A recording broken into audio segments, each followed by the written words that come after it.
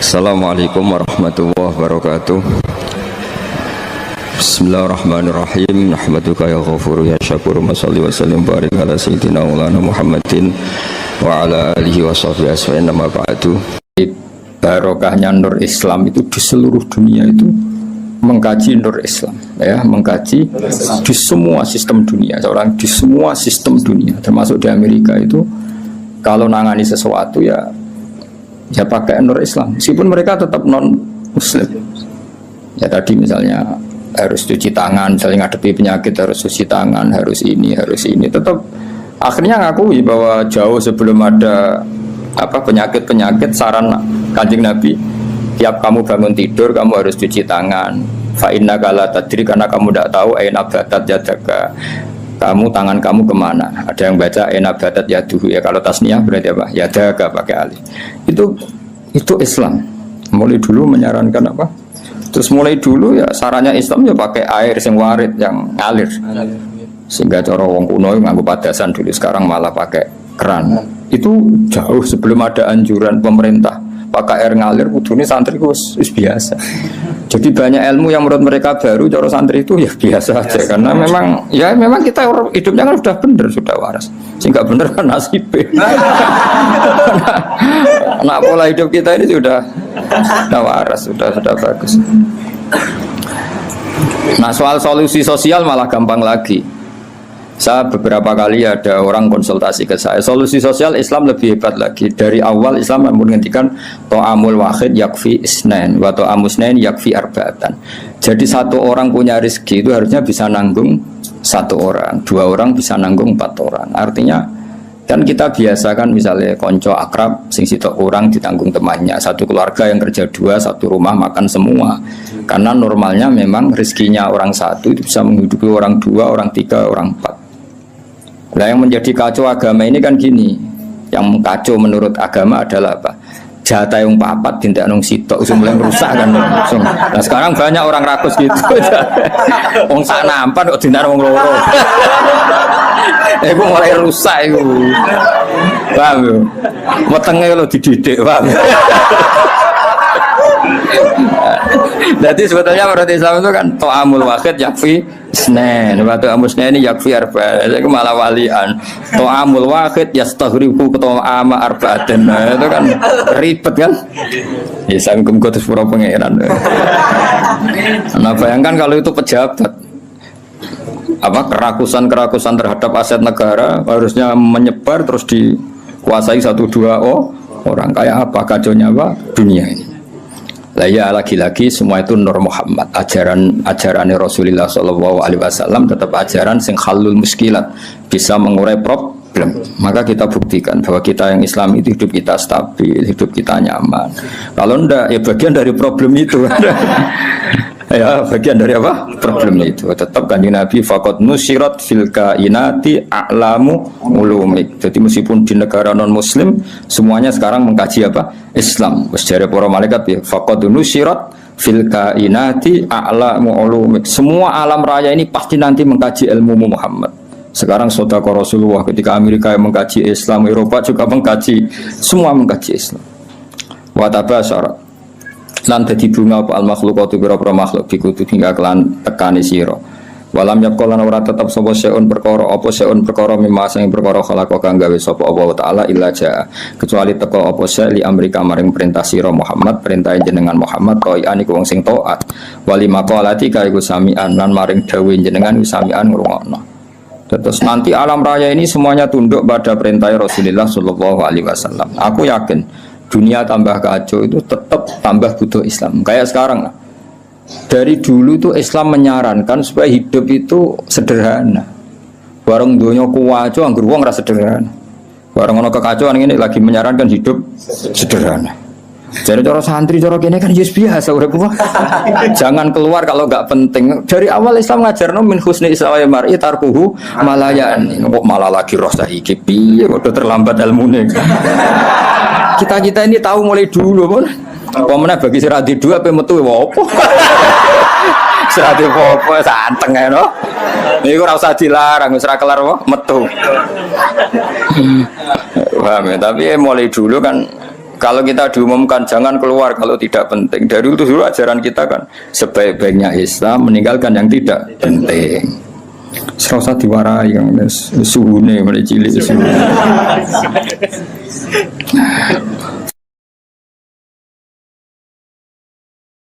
Fasaya tikal bairi mulai cerita mujizat. Fasaya tika moko bakal teko kang sira al bairu unta.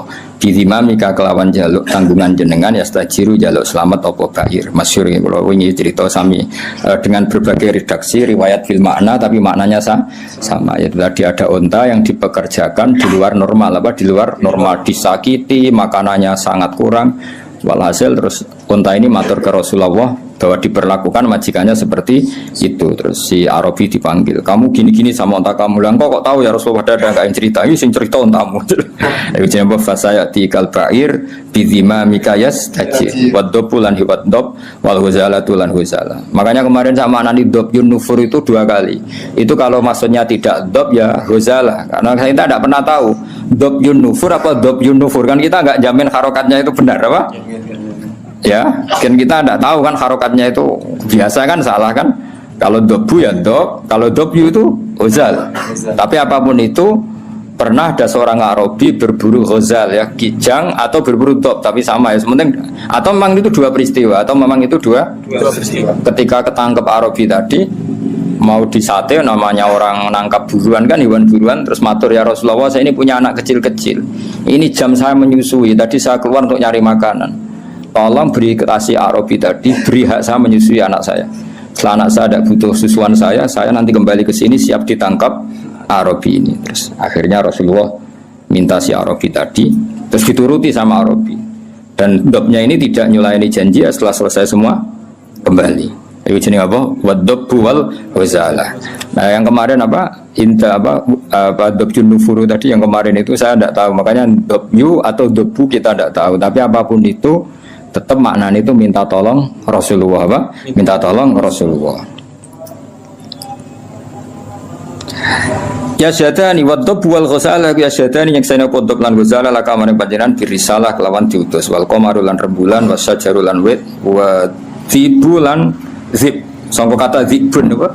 Serigala, wa zibulan serigala. Wong Arab kadang muni zibun, kadang muni apa? Zibun kados tenggiro asapah napa?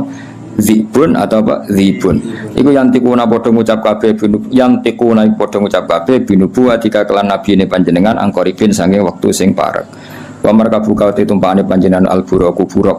Ila jamali kamaring gantenge panjenengan mustaqun utai buraq iku kewan sing bronto sing kangen.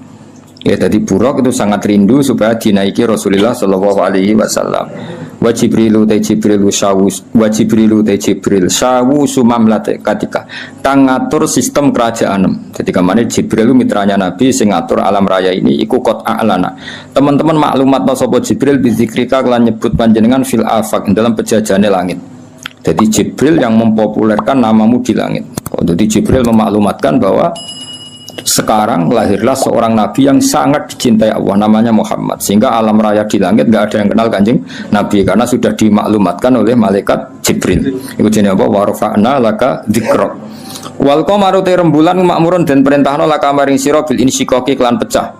Ketika orang kafir menuntut mukjizat, minta bulan itu dipecah dan itu pernah terjadi. Iqtarabatis sa'atu wan syaqqal qamar. Wa kullu man liskabiyane wong fil kauni ing dalam alam raya ku mutasyawiqun bronto kabeh, bronto rindu yang sangat iku. Wong Arab nadarani syauqun. Mulane sebagian mahalul qiyam wa ayyuhas syauqul jazil, wahai manusia yang layak dikangeni. Jadi Nabi itu semua orang pasti kangen. Wa kullu man liskabiyane wong fil kauni ing dalam alam raya ku mutasyawiqun iku kangen banget dihuri kamaring muncule panjenengan, muntaziratun ngenteni li isyraqi nurika maring padange nure panjenengan. Fabena mal habibu ing dalem antarané Rasulullah sallallahu alaihi wasallam iku mun situn iku wong sing ngrungokno li sama itilkal asbah maring ngrungokno mengkono-mengkono asbah manane jumleger maksudnya fisik-fisik itu. Halimah kan enggak tahu kalau itu malaikat. Pokoke bahasakan Muhammad kekasihku iki mendengar itu semua. Iku jenenge apa? Mun situn li sama itilkal asbah. Wa wajhu te wajah Nabi mutahalilun bersinar kanuri soba kodene cahaya pagi hari. Jadi Nabi mendengar saja dengan penuh seksama dan Nabi kelihatan berbinar-binar. Yaitu tadi didawi malaikat tadi, malaikat setelah ngoperasi kan ngendikan panjang lebar. bahwa kamu itu calon nabi, kamu begini-begini, itu Halimah dengar semua. Id akbala dumadaan madhep sapa Halimah tu Halimah mu'linatan hale wong sing banterno bisyahi lan bengok. Maksudnya bengok kaget kan karena nabi dikelola orang yang tidak dikenal. Habis itu di bedal di apa-apa itu kan kaget betul ibu rodoknya. Takulu ngucap sapa Halimah, dawuh sapa Halimah wa ghoriba, wong sing aneh, wong sing asing sendiri. Maksudnya karena nabi pas itu jauh dari saudaranya karena saudaranya kan lari semua. Ya ketika melihat malaikat tadi kan saudaranya lari semua, berarti nabi sendiri. Wong Arab nak muni wa ghoriba, napa? Wa ghoriba. Faqalat mongko dawuh sapa al malaikat ya Muhammad ya Muhammad ma anta bi gharib ma anta ora ana te sira bi gharibin lan wong sing dhewean bal anta te sira minallahi gharibun parak wa anta te sira lahu maring Allah wa anta te panjenengan lahu maring Allah sofiyun pilihan wa habibun dan kekasih. Ketika Halimah muni wa gharibah jare malaikat tenang kamu Muhammad, kamu tidak sendiri, kamu dekat sama Allah. Ya tentu perasaannya Halimah sama malaikat kan beda. Qala Halimah wa wahidah duh wong sing dhewean. Tentu cara Halimah Nabi Muhammad itu posisi sendiri karena saudaranya lari semua. Faqarat moko dawuh sapa al malaikatu malaikat ya Muhammadu ma anta biwahid. Ma anta ora ana sira biwahidin lan dhewean. Bal anta uta sira iku sahibut ta'yiti wong kang duweni kekuatan. Wa anisu ka uta kancane sira iku alhamidul majid dat sing hamidul majid. Ya, tapi problemnya malaikat kan nggak bisa ngomong ke Halimah gak Nabi. Halimah betul apa? Nabi mau matur nang Kanjeng Nabi, ora mat kira dhewean tenang wae, kowe dibarengi pangeran sing Alhamidul Majid. Wa ikhwanuka ta dulur sira ku ikhwanuka ya dulur sira minal malaikat sing para malaikat wa ahli tauhid lan ahli tauhid. Soal dulurem do mlayu dulur rodok ke tenang ae, kabeh malaikat kabeh ahli tauhid ku dulur. Iki dawuh malaikat. Terus qalat Halimatu wa yatimah. Ya sak ngono segaruan status yatim. Faqalatil malaikatu lillahi darruka min yatim. Lillahi kagungane Allah sarasan darruka utahe nikmat sira. Semana darun puan. Maksudnya puan nikmat sira min yatimin. Ya gak apa-apa kamu yatim tapi yatim terbaik. Fa inna qadraka monggo sak temne kadar sira inda wa munggu Allah iku azimun iku agung. Ini cerita Nabi ketika ketemu Nabi Adam. Fa idza nazara qibala yaminih dhahika wa idza nazara qibala shimalih baka. Nabi Adam ketika melihat ke kanan itu senyum-senyum, senang sekali. Tapi kalau kau melihat ke kiri itu nangis. Lalu Rasulullah SAW tanya ke malaikat Jibril, itu siapa? Itu Adam. Dan yang kelompok di kanan itu ahli surga. Maka beliau kalau melihat senang sekali. Dan kalau yang di kiri itu ahli neraka. Kalau beliau melihat itu susah sekali. Artinya apa? Betapa susahnya jadi Nabi Adam itu. Jadi kalau misalnya ada koruptor ketangkep gitu ya, yang nangkep ya cucunya, yang ditangkep juga cucunya. Kalau kita punya anak 10 itu, terus yang satu misalnya nyuri milik temannya, milik saudaranya itu, sing naboi ya anaknya, yang ditaboi juga anaknya. Kayak apa tersiksanya seorang Nabi Adam? Karena nggak punya pilihan, pasti dari sekian kasus dolim dan mazlum, yang mendolimi maupun yang didolimi itu pasti anak cucunya. Jadi betapa susahnya seorang Nabi Adam. Jadi termasuk kearifan kita sebagai manusia itu belajar dari takdir yang kita hadapi, yaitu keterbatasan kita sebagai manusia. Kita harus bisa ngelola kegagalan, terima kodok kodar. Makanya kata Mbah Mun, abahnya Gus Yasin itu sering cerita ke saya, iman itu paling dhuwur itu iman kodok kodar, khairihi wa syarrihi minallah. Kita harus punya kesiapan iman khairihi wa syarrihi minallah. Bahwa segala kebaikan, segala syar itu sudah digariskan oleh Allah Ta'ala. Kita bisa apa sebagai manusia. Jadi pertama Nabi Muhammad ketemu di as-sama idunya, langit paling dekat, itu ketemu Nabi Adam dengan kondisi seperti tadi. Kalau melihat ke kanan itu senyum, karena itu anak-anak beliau, turunan beliau yang ahli surga. Kalau melihat ke kiri itu nangis, karena itu cucu beliau yang ditakdir tidak jadi orang baik. Artinya kalau ada peristiwa sosial apa saja, yang satu zalim, yang satu mazlum, atau yang satu benar, yang satu salah, atau sama-sama benar tapi salah paham, itu semua adalah cucu Nabi Adam alaihi salam. Dan itu membuat beliau kadang-kadang dohika, kadang-kadang senyum, kadang-kadang baka, kadang-kadang nangis. Jadi itu yang menjadikan tambahnya arifnya Rasulullah SAW. Saya teruskan, qultu ya Jibril man hada qal hada Adam wa hadil aswida an yamini wa an shimalih nasamu bani fa ahlul yamin ahlul jannah wal aswida allati an shimali ahlun nar fa idza nazara qibala yamini dhahika wa idza nazara qibala shimalihi baka. Itu seperti misalnya kita punya anak 5, yang satu sukses jadi profesor doktor atau jadi orang alim, yang satu sekolah saja agak naik, misalnya sudah agak naik, mentek dunia itu menghabiskan harta itu kan. Tapi barokahnya itu mungkin kita mau jadi sombong nggak jadi itu karena punya anak yang nggak sukses. Mungkin barokahnya punya anak yang sukses itu meredam keangkuhan kita, terus kita menjadi orang yang sopan dengan tetangga, dengan orang lain karena dipaksa punya hal-hal yang seperti itu. Jadi semua yang ditakdir Allah kalau kita ridha itu pasti baik. Karena ya kata yang ngarang kitab hikam itu orang tawadhu itu kalau dinasehati pakai teks saja tidak cukup. Kalau punya utang tuh tawaduk sendiri gitu. Guyonannya orang-orang kiai itu gitu. Ada orang sombong. Supaya ada sombong kalau dia ketemu orang yang ngutangin tuh pasti sopan sendiri. Jadi kalau dinasehati suruh sopan susah. Tapi kalau ketemu orang yang ngutangin atau ketemu orang yang dia butuh pasti dengan sendirinya sopan sendiri. Atau ketemu orang yang menjadikan anaknya dapat pekerjaan, menjadikan keluarganya dapat job pekerjaan. Pasti dia sopan sendiri karena utang jasa.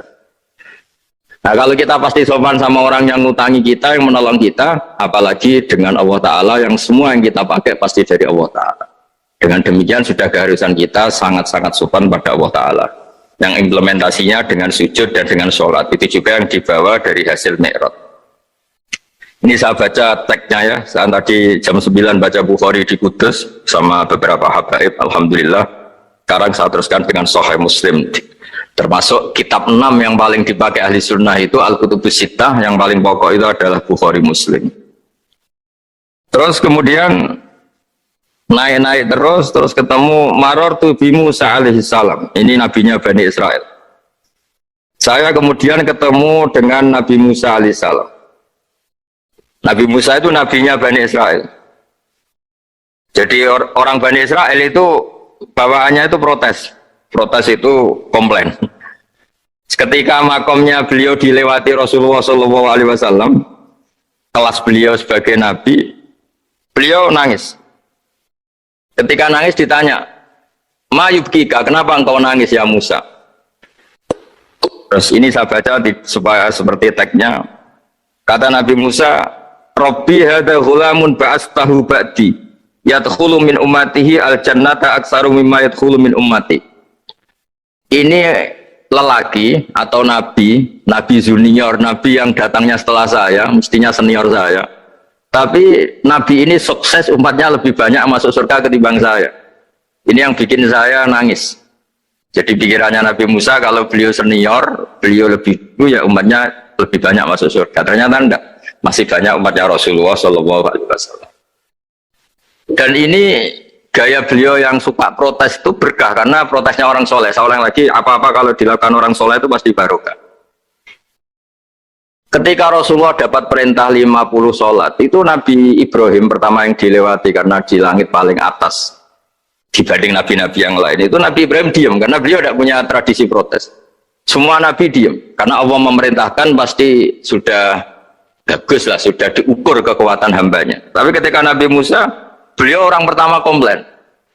Dapat apa kamu ya Muhammad? Dapat 100 sholat, dapat 50 sholat. Apa komentar Nabi Musa? Umat saya lebih gagah-gagah, lebih keren-keren. Pernah saya uji itu tidak ada yang mampu, apalagi umat kamu. Maka kamu mintalah keringanan. Fas'alhu takhfif, kamu harus minta keringanan.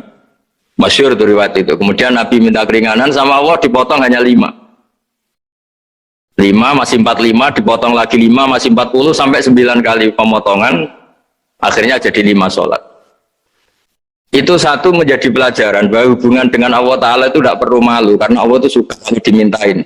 Mestinya kan dipotong 5 minta lagi sungkan, dipotong lagi 5 minta lagi sungkan, tapi ternyata berkali-kali. Bahkan ketika sudah 5 itu Nabi Musa masih bilang, ya Muhammad minta lagi keringanan. Jadi kalau itu dikabulkan itu jadi tidak ada sholat itu kalau 5 masih minta. Nah, sampai Rasulullah itu tanya ke Jibril, ya Jibril bagaimana dengan gaya komplainnya Nabi Musa? Hiddah itu sering komplain. Jawabnya malaikat Jibril, ya roh hiddata, Allah tahu betul tentang komplainnya Musa dan Allah senang. Ya karena bawaan beliau begitu. Ini penting saya utarakan bahwa dalam Islam itu orang yang lemah lembut, yang samahah, Allahun halim kayak Nabi Ibrahim itu juga Allah suka.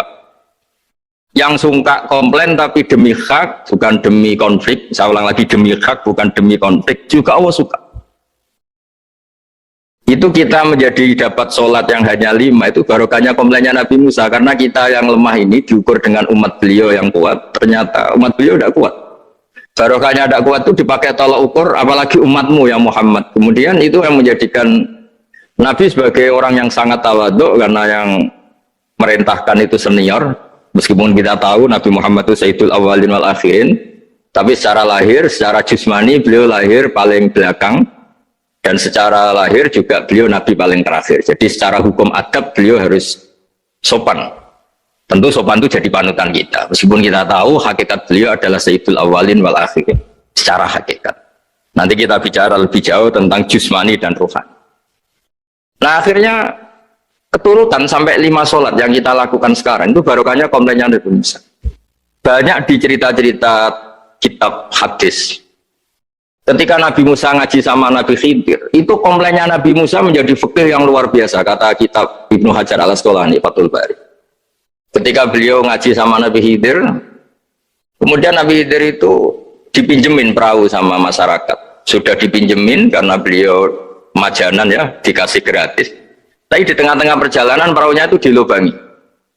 Nabi Musa komplain, akhirat tahali tukhriqu ahla, masa kamu lubangin padahal kamu naik, nanti gimana, kamu sudah pinjem nggak bayar masih merusak lagi, itu apa-apaan. Nabi Khidir ya relax saja, ilmu kamu belum cukup untuk menganalisis ini. Begitu juga ada 3 peristiwa yang Nabi Musa itu selalu komplain.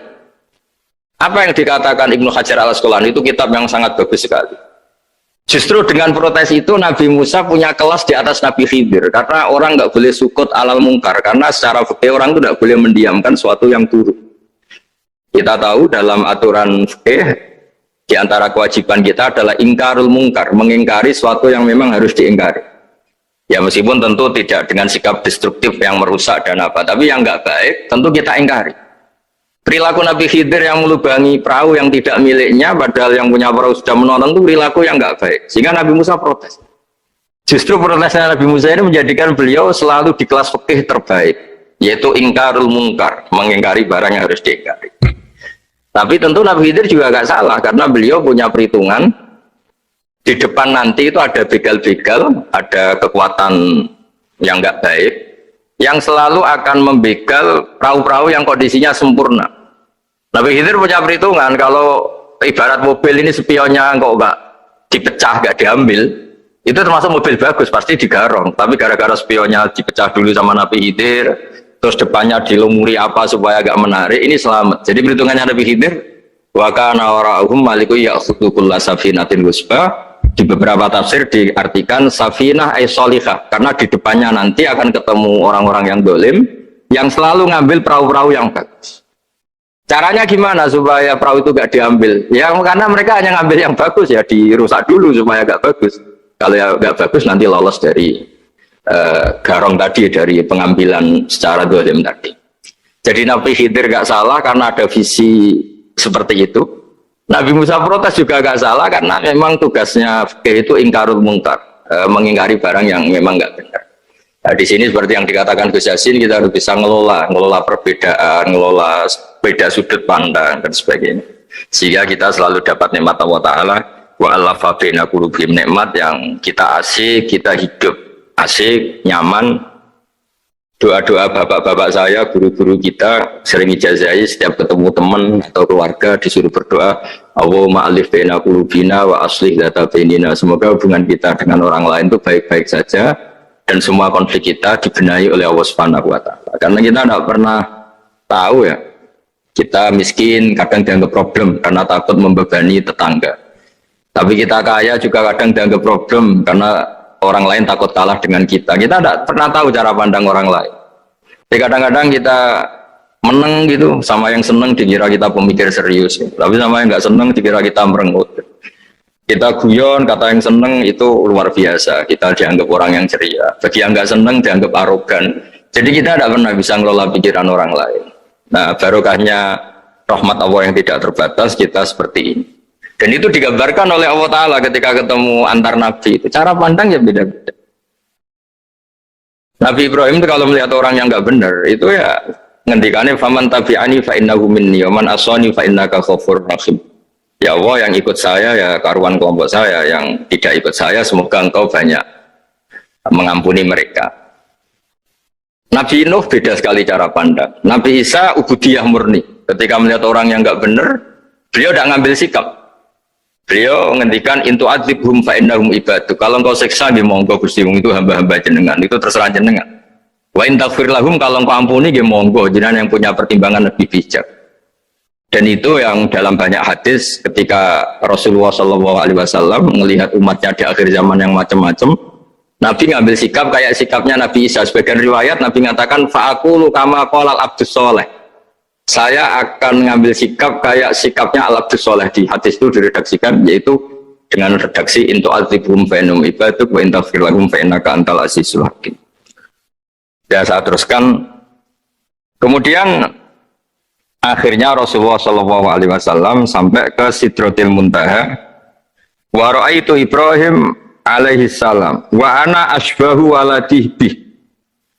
Ketika ketemu Nabi Ibrahim, hubungan Rasulullah itu sangat emosional. Beliau yang pertama diceritakan, saya ketika ketemu Nabi Ibrahim itu senang sekali karena ternyata saya ini cucu beliau, turunan beliau yang paling mirip beliau. Jadi ini unik, dari sekian peristiwa besar, peristiwa langit, kemudian Nabi ada hubungan emosional yang luar biasa ketika ketemu Nabi Ibrahim. Pertama yang dikatakan Nabi, wa ana asbahu waladihi. Saya adalah cucu yang paling mirip beliau. Dan ini kita tahu akhirnya di semua syariat kita istilah resminya itu anit tabi millata Ibrahim hanifah. Di istilah resmi agama kita millata abikum Ibrahim, agama leluhur kamu Ibrahim. Kita ketika baca sholawat Allahumma sholli ala sayyidina Muhammad, terusannya juga kama sholli ta'ala sayyidina Ibrahim wa ala ali Ibrahim. Dan seterusnya dan seterusnya. Kemudian yang terakhir saya cerita secara akidah Ahlussunnah wal Jamaah yang dianut oleh Imam Asy'ari dan Maturidi. Meskipun secara lahir itu Nabi mengalami pertemuan dengan Allah di Sidratil Muntaha, tapi tetap saja kita cara pandang bahwa Allah Ta'ala itu mukhalafatul hawadis. Allah tidak bisa kamu andekan di satu tempat terus mengalami hal-hal yang kita alami sebagai makhluk. Sebab itu sirinya kenapa di surat Isra dimulai dari subhanalladzi. Allah tetap maha suci. Maha suci itu artinya terbebas dari yang kita alami. Allah selalu mukhalafatul hawadis. Allah la yahtaju ila makarin. Allah tidak butuh tempat. Allah tidak butuh waktu. Allah tidak butuh semua. Karena Allah itu qayyum. Allah itu qiyamuhu binafsi, berdiri sendiri. Allah tidak butuh aras. Allah tidak butuh kursi. Tapi eksistensi kursi yang butuh Allah. Allah tidak butuh aras, tidak butuh kursi, tidak butuh langit, semuanya itu berdiri karena Allah, bukan sebaliknya Allah berdiri di atas semuanya. Sehingga kita mulai kecil diajari Allah itu siapa? Al-Qayyum, kalau bahasa kita qiyamuhu binafsi, selalu berdiri sendiri, dan Allah itu Al-Ghaniyul Mutlaq, nggak butuh yang lain. Di sini pentingnya selalu Nabi ngintikan subhanallah, subhanallah, beritanya tetap Allah itu maha suci, Allah maha besar, Allah maha agung, dan keagungannya diantara ditandai dia punya sifat yang tidak sifat kita. Dia punya keabadian yang tidak bisa kita miliki. Dia punya semuanya yang tidak kita miliki. Itu sebab itu dimulai subhanalladzi asra bi abdi lailam minal masjidil haram. Jadi kata subhana ini maha suci itu maha suci dari tempat, dari waktu, dari apa saja. Meskipun Allah punya adat, punya sunnah memperlakukan hambanya itu dengan logika atau bayangan yang dibayangkan seorang hambanya. Sehingga seakan-akan kita ini ya ketemu, seakan-akan kita bisa ini melihat.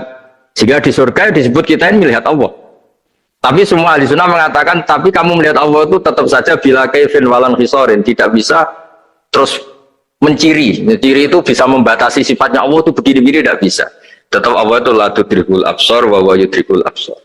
Tapi kita bisa disebut melihat dengan kemakhlukan kita yang profan. Di surga disebut melihat, tapi bukan melihat yang kayak kita melihat antar makhluk yang terus bisa apa itu cerita detail, cerita spesifik, cerita apa, tidak bisa. La tudrikul absar. Ini hebatnya ulama-ulama kita, selalu cerita Mi'raj, cerita nazar ila wa fil jannah, melihat Allah di surga, tapi bersamaan dengan itu selalu cerita Allah itu mukhalafatul hawadis, Allah itu laisa kamitslihi syai'un. Jadi terima kasih Gajang utamanya pada Gus Yasin dan yang membantu semuanya. Barokahnya kita ketemu bisa ngaji, supaya barokah saya baca teks aslinya di Hadisil Isra, karena tadi saya jam 9 sudah baca Bukhari, ini supaya dapat berkah saya ini baca Sahih Muslim. Begini ya, saya tak cerita karena saya baca kitab itu banyak sekali, ini bukan dalam konteks sombong atau takabur, boten. Saya cerita baca kitab banyak itu supaya sampean tahu bahwa pikiran saya ini mamluk, dipenuhi dengan pikiran-pikiran ulama dulu, karena saya sering baca, jadi tidak pikiran saya sendiri. Khusyuk itu maknanya takut. Ya takut itu ya maknanya takut. Takut itu ya kelas-kelasan. Misalnya saya dipanggil bapak saya, Bahak sini. Sekedar datang ke tempat itu meskipun nggak niat nurut. Saya ulang lagi, sekedar datang ke tempat beliau manggil saya meskipun nggak niat nurut, itu sudah satu poin tertentu. Karena dipanggil terus menghadap itu sudah bagus. Meskipun di hati saya nanti saya bilang nggak mau, saya mau main. Tapi itu sudah poin tersendiri. Karena bandingannya akbala dalam bahasa Arab itu adbaro. Adbaro itu dari kata dubur. Dubur itu membelakangi. Daripada misalnya dipanggil Bahak sini, malah lari menjauh, membelakangi. Kalau dalam bahasa Arab adbaro. Adbaro itu menjadikan duburnya di belakangnya. Makanya bandingannya akbala itu menghadap dengan muka. Kalau adbaro orang di belakangi pakai duburnya, maka dalam bahasa Arab disebut adbaro. Nah, sehingga terburuk dari seorang hamba itu adbaro, dipanggil ndak moro, dipanggil ndak menuju yang dipanggil, malah menjauh. Nah menjauh ini dalam bahasa Arab itu kadang dibahasakan tawalla. Tawalla itu mengo itu menghindari, atau adbaro membelakang. Jadi kalau Anda sholat kok masih sering salah, dan saya yakin semua orang juga gitu, kalau nggak nabi, nggak wali itu ada ya kesalahan-kesalahan yang tidak fatal-fatal banget, karena ada kebaikan yang Anda lakukan, yaitu ketika Anda dipanggil, Anda istijabah, Anda mengiyakan dengan menghadap. Itu sudah bagus. Nah setelah menghadap ternyata disuruh apa itu tidak nurut. Disuruh apa gak nurut itu satu kesalahan yang tidak mengganggu poin pertama tadi, Anda menghadap. Sehingga banyak cerita di hadis-hadis, ada sahabat yang zaman itu tidak soleh-soleh banget. Zaman itu ketika Nabi, saya ini mau sholat ya Rasulullah, tapi jangan diminta berhenti dari begini-begini. Beliau menyebutkan sekian kemungkaran sahabat tadi. Nabi komentarnya itu sayan hahumayakul. Nanti kalau sering sholat lama-lama ya nggak begitu. Nah ini kelirunya kita sebagai manusia. Lama-lama juga baik itu kita kira itu terus harus sekarang gitu loh. Nah itu keliru, harus sekarang itu keliru. Bisa saja kita ini setiap sholat pasti sudah ditulis Allah nanti itu mati baik. Belalang nanti habis asar sebelum kita maksiat sudah mati, habis sisa sebelum kita maksiat lagi sudah mati. Jadi barokahnya sholat itu ada waktu yang potensi ya, potensi sholat itu akhir kenangan kita, sholat itu identitas kita, sholat itu status kita. Nah karena kita sholat itu pakai niat, niat itu komitmen. Sementara kalau Anda maksiat itu tidak pakai niat, karena zallah. Zallah itu ya ada niat maksiat, tahu-tahu mungkin di bis ketemu orang cantik, terus agak jelalatan. Tapi kan tidak niat. Tapi kalau sampai sholat kan datang ke masjid, bayangkan diimami ini, nanti kamu takbir, nanti kamu baca ini, baca ini. Jadi benar-benar komitmen. Itu status kita. Kata Said Zabidi disebut mautinuhu wa haqiqatuh. Baiknya umat Islam itu kalau taat itu mautinu, itu alamat resminya, itu statusnya, kata Said Zabidi. Tapi kalau dia maksiat itu zallah, zallah itu kepleset. Jadi tidak pernah jadi status kita. Semoga semua maksiat kita ini tidak status, tapi zallah. Tapi ketika taat itu status, hakikat kita. Maka falau butiyah ya haqiqatuh wa mautinuhu wa dzatuh. Ini kata Said Abdul Az-Zabidi, pengarang Ithal. Orang Islam itu orang yang ketika ibadah itu identitasnya. Betul, ketika ibadah itu Allahu Akbar, dia berharap rahmatnya Allah gini-gini. Nah ketika salah dia zallah, dia ngantor ya ada niat korupsi, dia ingin memenai negara ini, dia nyai juga agak ingin macam-macam gitu. Ya tapi karena manusia terus ada zallah. Nah semoga semua kesalahan kita ini zallah, zallah itu ya cara Jawa kepleset, tidak mental, dan semua kebaikan kita ini mental, yaitu kebaikan yang jadi tempat kita, identitas kita, haqiqatuh wa mautinuh wa dzat. Tapi jangan pernah berpikir kalau apa artinya sholat kalau kita masih melakukan kemungkaran, itu salah besar. Sholat itu wajib, dengan Anda sholat itu sudah mengurangi kemungkaran Anda, karena Anda tidak melawan ketentuan Allah Ta'ala. Kayak kita orang Indonesia, Meskipun kita koruptor, mau jadi KTP Indonesia sudah bagus. Kita mau jadi warga Indonesia. Meskipun setelah itu kita korupsi dan salah, tapi lumayan jadi mau jadi warga apa? Indonesia. Orang mau sholat, ternyata dia menstatuskan diri sebagai hamba Allah. Taken kontrak, kalau saya ini hambamu ya Allah. Anta Robbi, iya karena butuh, iya karena stain. Soal salah ya salah aja yang sama. Kita tetap warga Indonesia meskipun kita salah, meskipun kita koruptor, meskipun kita salah, tetap aja warga Indonesia yang berhak mendapat jatah makan meskipun di penjara, meskipun apa. Sama, kita ini hamba Allah yang mengakui kalau Allah itu Tuhan, kita hamba. Dan barokahnya pengakuan itu insya Allah di cerita-cerita syafaat, kalau kita dosa atau apa, insya Allah dapat syafaatnya Rasulullah SAW, karena kita tidak pernah lari dari status kehambaan. Jadi yang harus dipegang, makanya status kehambaan ini nggak boleh hilang. Kita harus sering bilang Robbi, Robbi, Tuhanku yang merawat aku, yang memberi aku. Dengan demikian kita menjaga status kehambaan kita, dan status hamba ini yang menjadikan orang layak masuk surga, yaitu fadkhuli fi ibadi, kamu harus resmi menjadi hambaku, baru ada perintah wadkhuli jannati. Kalau menjadi hamba aja nggak mau, kita punya keangkuhan, punya keinginan yang mulu-mulu, sehingga seakan-akan kita ini Tuhan, itu tidak menghamba. Kita harus fadkhuli fi ibadi, baru wadkhuli jannati. Saya kira demikian, semoga ini manfaat. Banyak cerita niku riyen Dia Khalil mengambil mantu Ki Bisri niku nggih nyaur utang kalian Mbah Topo, mergi sering dirumat secara finansial. Tias mbake ndongane iku tenanan supaya anake Ki Mustofa niku pinter, anake Mbah Topo niku pinter, terus dados Ki Bisri. Niku nak diambil kesimpulan niku kiai ndonga tenanan niku nak dirumat tenanan. Nak dirumat rapati tenanan niku ndongane ya kudune rapati tenanan. Niku ngantos sing crita niku mbok bodoni napa mboten niku riyen niku ngantos Mbah Khalil itu prai jamaah. Mereka makmume iku sing ngutangi. Dadi wedi nak ketemu makmume. Suwe-suwe diebrokno terus wani dadi imam malih. Terus dalam keadaan ngoten niku ndonga ra tenanan mboten mungkin. Singkat cerita terus Kiai Bisri dados tiang alim, Kiai Misbah dados tiang alim. Terus fan ingkang ditekuni niku nahwu. Wau leres sing didawaken Kiai Said angsal gelar Sibawahi zamani. Panjen riyen kula piyambak sering didhawuhi Mbah Mun, sering istifadah teng terjemahan Alfiyaipun Kiai Bisri. Riyen teng sarang nak belajar Ibnu Aqil, di antara referensi itu tulisannya Kiai Bisri mbek Kiai Misbah. Sing sedanten niku barokahe didikanipun Kiai Khalil Harun. Kula piyambak zuriyah saking Mbah Dimyati. Mbah Dimyati riyen teng sarang keculuke putra angkate Kiai Umar Harun. Kiai Umar mboten gadah putra. Kalau cerita silsilah sing radi serius. Dados niki wali ane Gus Yofur wau mun rilek niki kula sing cerita serius. Riyen syaraté wong alim niku sinau riyen, sinau badhe niku diskusi kalian sing sak level. Badhe niku nembe ngaji. Sehingga nak ngaji kantun nyocokno niki kangge santri-santri Rodotul Thalibin. Dados kisah hal sebelum ngaji Mbah Zubair niku sinau riyen. Misale piyambake macane tajibu, mengke kiyaine maca tajibus sholatu. Mengke diskusi terus kaos Mbah Zubair. Angger macane wis kembar terus berarti aku wis pinter. Karena yang memutuskan rofa nasab itu tidak kiainya tapi dia. Dados kantun nyemak. Ki bengi tak waca rofa kok kiaiku rofa, berarti ilmuku wis padha.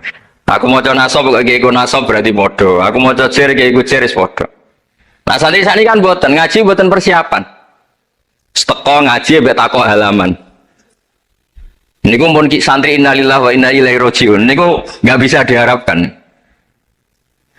Terus kula riyen niku GR alim niku nggih alasan perkara ini sinau riyen. Dadi agar bangun maca kok mun kembarane 90% apa 80% nggih mun setengah ngalim.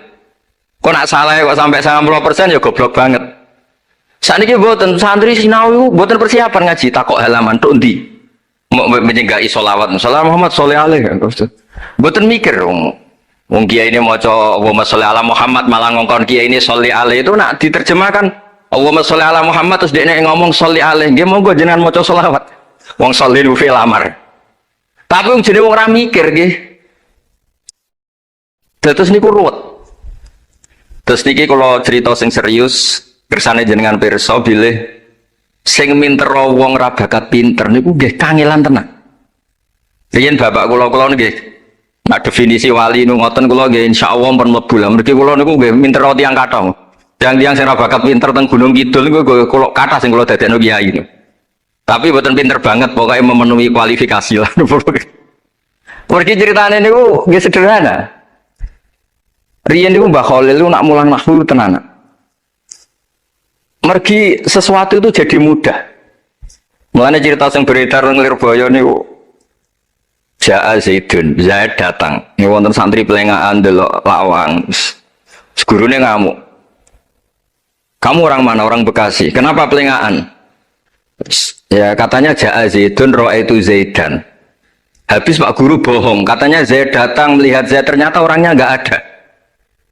Contohnya Ja'a Zaidun itu Zaidan. Tapi barokahnya itu terus sesuatu itu menjadi mudah.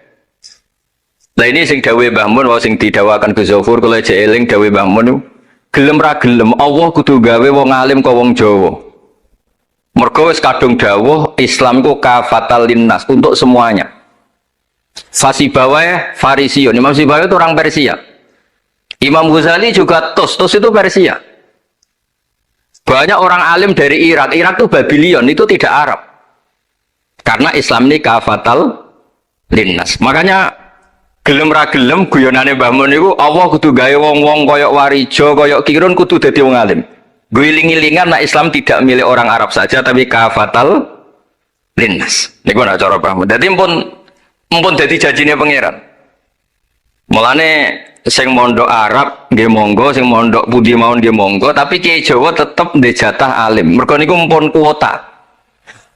Mumpun kuota. Terus riyen Mbah Fadl sing diceritakno Gus Zofur niku tiyang alim mboten mondok teng putih-putih teng Jawa. Mbah Sahal riyen alime nggih mondoke di antarane teng Sarah. Mergo mun jatah. Islam iki dawuh Mbah Mun kafatal linnas. Mulane Allah kudu gawe wong alim-alim sing wong Persia, wong Jawa, wong Cina. Tiyang Imam Sibawai niku mboten tiyang Arab.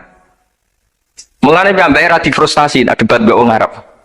Masyhur riyen ada ahli nahwu sing tiang Arab namanya Kisai yang mbake Sibawai tiang Persia niku didu kalian seorang raja di depan umum kan maca qad kuntu azunnu annal aqrab asyaddulas atan minaz zambur faidan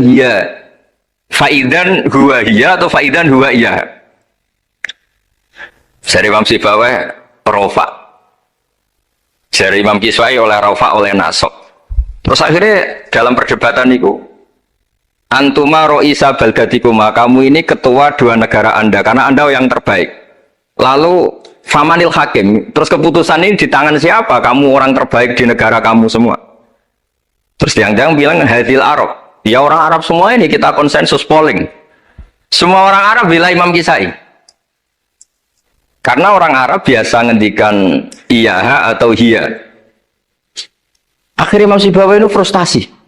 Mergo dipermalukan di depan umum. Kila karena dalika sababa wafatih, sababa mautih. Bahwa peristiwa itu yang menjadikan Imam Sibawai kabundut.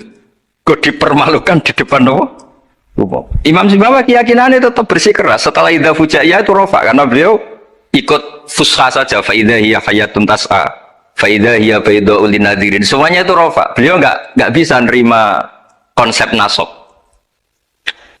Terus tapi Imam Sibawai yang ngalami dipermalukan itu jadi barokah yang sak dunya. Yaitu karena dia orang Persia, belajar nahwu harus yang fusha saja. Barokahnya itu orang-orang non-Arab itu bisa belajar nahwu. Karena nggak perlu latihan min ayna ji'ta diwaca minin jid, fi ayna batuka diwaca fan batnuk. Cara sampean latihan Arab nakal tambah goblok. Mereka terus ribet. Orang Arab itu kalau nong Jawa mangan sak piring kok suara itu tak kok fi aina batnuka itu fan batnuk kan kata tambah pusing nak tunggu kan boten fi aina batnuka min aina jita sehingga ra perlu mikir minin jit. Terus dawe Mbah Mun barokah fusha itu terus nahwu itu bisa digeneralisir. Akhirnya terus pilihannya alfiyah. Kila diantara sing betul alfiyah pertama nu Kiai Khalil Bangkalan. Mergi teng silsilah wau sing dirawakan Kiai Said di antara gurunipun Mbah Khalil Harun Kiai Khalil Bangkalan. Kula piyambak menyaksikan dalam manaqibnya Syekhona Khalil, beliau ngaji sama Said Zaini Dahlan. Said Zaini Dahlan gurune Said Abi Bakar Sato yang ngarang I'anatut Thalibin. Terus kalau misalnya saya pakai sanad Mbah Maimun, Mbah Mun, Mbah Zubair, Mbah Fakih Mas Kumambang, Kiai Mahfud Termas, Said Abi Bakar Sato, Said Zaini Dahlan. Kalau pakai Mbah Mun, Mbah Karim atau Mbah Manap, Syekhona Khalil, ini langsung dugi Said Zaini Dahlan. Jadi a'la sanadan kalau pakai jalur Mbah Mun, Mbah Karim, Syekhona Khalil langsung Said Zaini Dahlan. Sama kalau pakai sanad keluarga sini misalnya Mbah Khalil Harun langsung ke Syekhona Khalil langsung dugi Sayyid Zaini Dahlan. Nah silsilah keulamaan ini penting karena dulu ini cerita mawon sing ora bakat ngalim di ngalimno tetep dadi kiai, sing wis bakat alim di makrifatno termasuk makrifate Said Zabidi niku sing nyekseni tiyang Jawa. Ini ku Mbak Abdul Manan. Terus riyen cerita-cerita tentang legenda silsilah Kiai Jawa niku Mbah Hasan Besari ini keluarga kerajaan pun di duit nggih pun ngertos dunia internasional. Kepengen mondok teng Mekah. Mbah Hasan Besari sing terkenal yo. Akhirnya ngajak kancane namanya Abdul Manan niku tiyang Termes, tiyang desa. Dijak akhirnya mondok teng Mekah dados tiyang alim. Termasuk nderekaken Said Zabidi dugi Mesir, Shahibul Ithaf. Ki Abdul Manan gada putra alim alama namanya Ki Abdullah.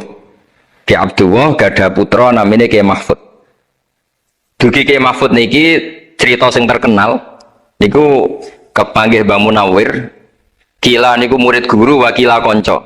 Sing jelas saingan dadi wali perkaranen. Mbah Mahfud itu ora trimo, tapi ora trimo sae hiro kalau dalam bahasa Arab ghotto ta hiro. Sopo sih kok ana wong sak tawafan khatam Quran. Dados sing kula tambahi Gus Sulil nek dadi wali ku sak tawafan khatam Quran. Mboten maca ithaf dalu-dalu seneng Gus penggane rokokan dalu-dalu maca kitab malah seneng. Kon molekan. Niku akhirnya kepanggih. Kepanggih terus kila niku Kiai Mahfud pesen Muhammad ini kan beto teng Indonesia. Mulane Gus Muhammad akhirnya dadi Kiai Quran. Di pondokno teng Termas bareng-bareng Bali Maksum, Gus Habib. Niku sedanten terus ngaji Badim Yati Termas. Kalau nanti diceritani Mbah Mus mriki meledake muridnya Mbah Khalil Harun di antara sebabnya niku Mbah Demyati Termas wafat, terus sebagian santri-santri ageng udah ngaos teng Kasingan teng Mbah Khalil Harun. Walhasil terus Gus Muhammad itu dados ngapal Quran alim, terus dipek mantu tiyang sugih namanya Kaji Taslim, terus akhirnya urip teng Betengan. Gada putra Ki Harir samangke wonten Gus Muhammad. Dadi Muhammad bin Harir bin Muhammad bin Mahfud bin Abdullah bin Abdul Manan. Niku pun dugi Shahibul Ithaf, Ithafus Sadat Al-Muttaqin. Saraipun kitab napa? Ikhya. Niku nak ngarang. Niki cerita tira. Niku nak ngarang jan luar biasa. Kitab 14 juz. Niku kabeh berilmu, boten dipenuhi cerita-cerita sing boten penting. Semuanya berkualitas. Yang paling saya kenang dari, dan ini sekaligus kalau terakhir muludan ini. Yang paling saya kenang dari statement beliau, dari ngendikan beliau itu begini. Wan Nabi sallallahu alaihi wasallam wa in jalla qadru muhtajun ila rahmatihi ta'ala wa fadli. Dari cara pikiran beliau itu umat ini setelah Nabi Isa. Penggemar Nabi Isa itu salah dalam mendudukkan Nabi Isa, berlebihan sampai mengatakan Isa ibnu Wah. Yang benci juga berlebihan sampai mengatakan Isa itu waladuz zina, yaitu orang-orang Yahudi. Tapi kata Said Zabidi, hadil ummah maksumatun min dzalika kullih. Umat ini akan diselamatkan, pecinta Rasulullah SAW itu akan diselamatkan dari dosa atau kesalahan-kesalahan orang Nasrani melihat Isa. Barokahnya apa? Barokahnya sholawat. Yaitu umat ini wiridan Allahumma sholli ala Sayyidina Muhammad. Allahumma itu pemberi, Muhammad apapun jalla qadruh penerima. Sehingga kita baca sholawat itu sekaligus menunjukkan mahabbah kita ke Rasulullah SAW, bahwa beliau makhluk terbaik, manusia terbaik, yang paling layak dapat askas sholawat, askat tahiyat dari Allah Ta'ala. Tapi tetap saja Allah ini pemberi, Rasulullah ini penerima. Sehingga umat ini tidak akan mendudukkan Rasulullah setingkat Allah. Yaitu yang disebut burdah da'mat ta'atun nasoro fi nabihimi wahkum bima syi'ta mathan fihi wahtakimi. Pokoknya silahkan memuja Nabi Muhammad setinggi langit asal da'mat ta'atun nasoro, tinggalkan kesalahan yang dilakukan orang Nasrani. Nah itu kata Said Zabidi, cukup kowe maca sholawat, karena dengan baca sholawat berarti Allahumma sholli ala Muhammad Allah pemberi, Nabi apapun agungnya penerima. Jadi sampean nyebut Allah, yaitu Jalla Jalaluh, menyebut akrobu habaibi, akrobu asfi'ahi. Nah itu ini cerita. Jadi kita ini dididik orang-orang spesial. Saya dididik Mbah Mun, dididik Bapak, dididik guru-guru yang lain. Beliau dididik Mbah Zubair di antara gurunya Mbah Karim, Mbah Fakih. Mbah Fakih dididik Mbah Mahfud dididik Ki Abdullah dididik Ki Abdul Manan. Ki Abdul Manan ini dididik yang ngarang kitab Ithafus Sadatil Muttaqin. Terus di situ diterangkan sanad beliau sampai ila Rasulillah Shallallahu Alaihi Wasallam. Maka dengan seperti ini baca sholawat itu kualitasnya luar biasa. Ini bukan sekedar sholawat. Mari kadang-kadang kita ini kan wong Jawa ya, kayak piye maca sholawat sakmene duwe akeh, maca sholawat sakmene naik pangkat. Ini yang terus cara kula niku ape diberantas iku lumayan gak mara Gunung Kawi.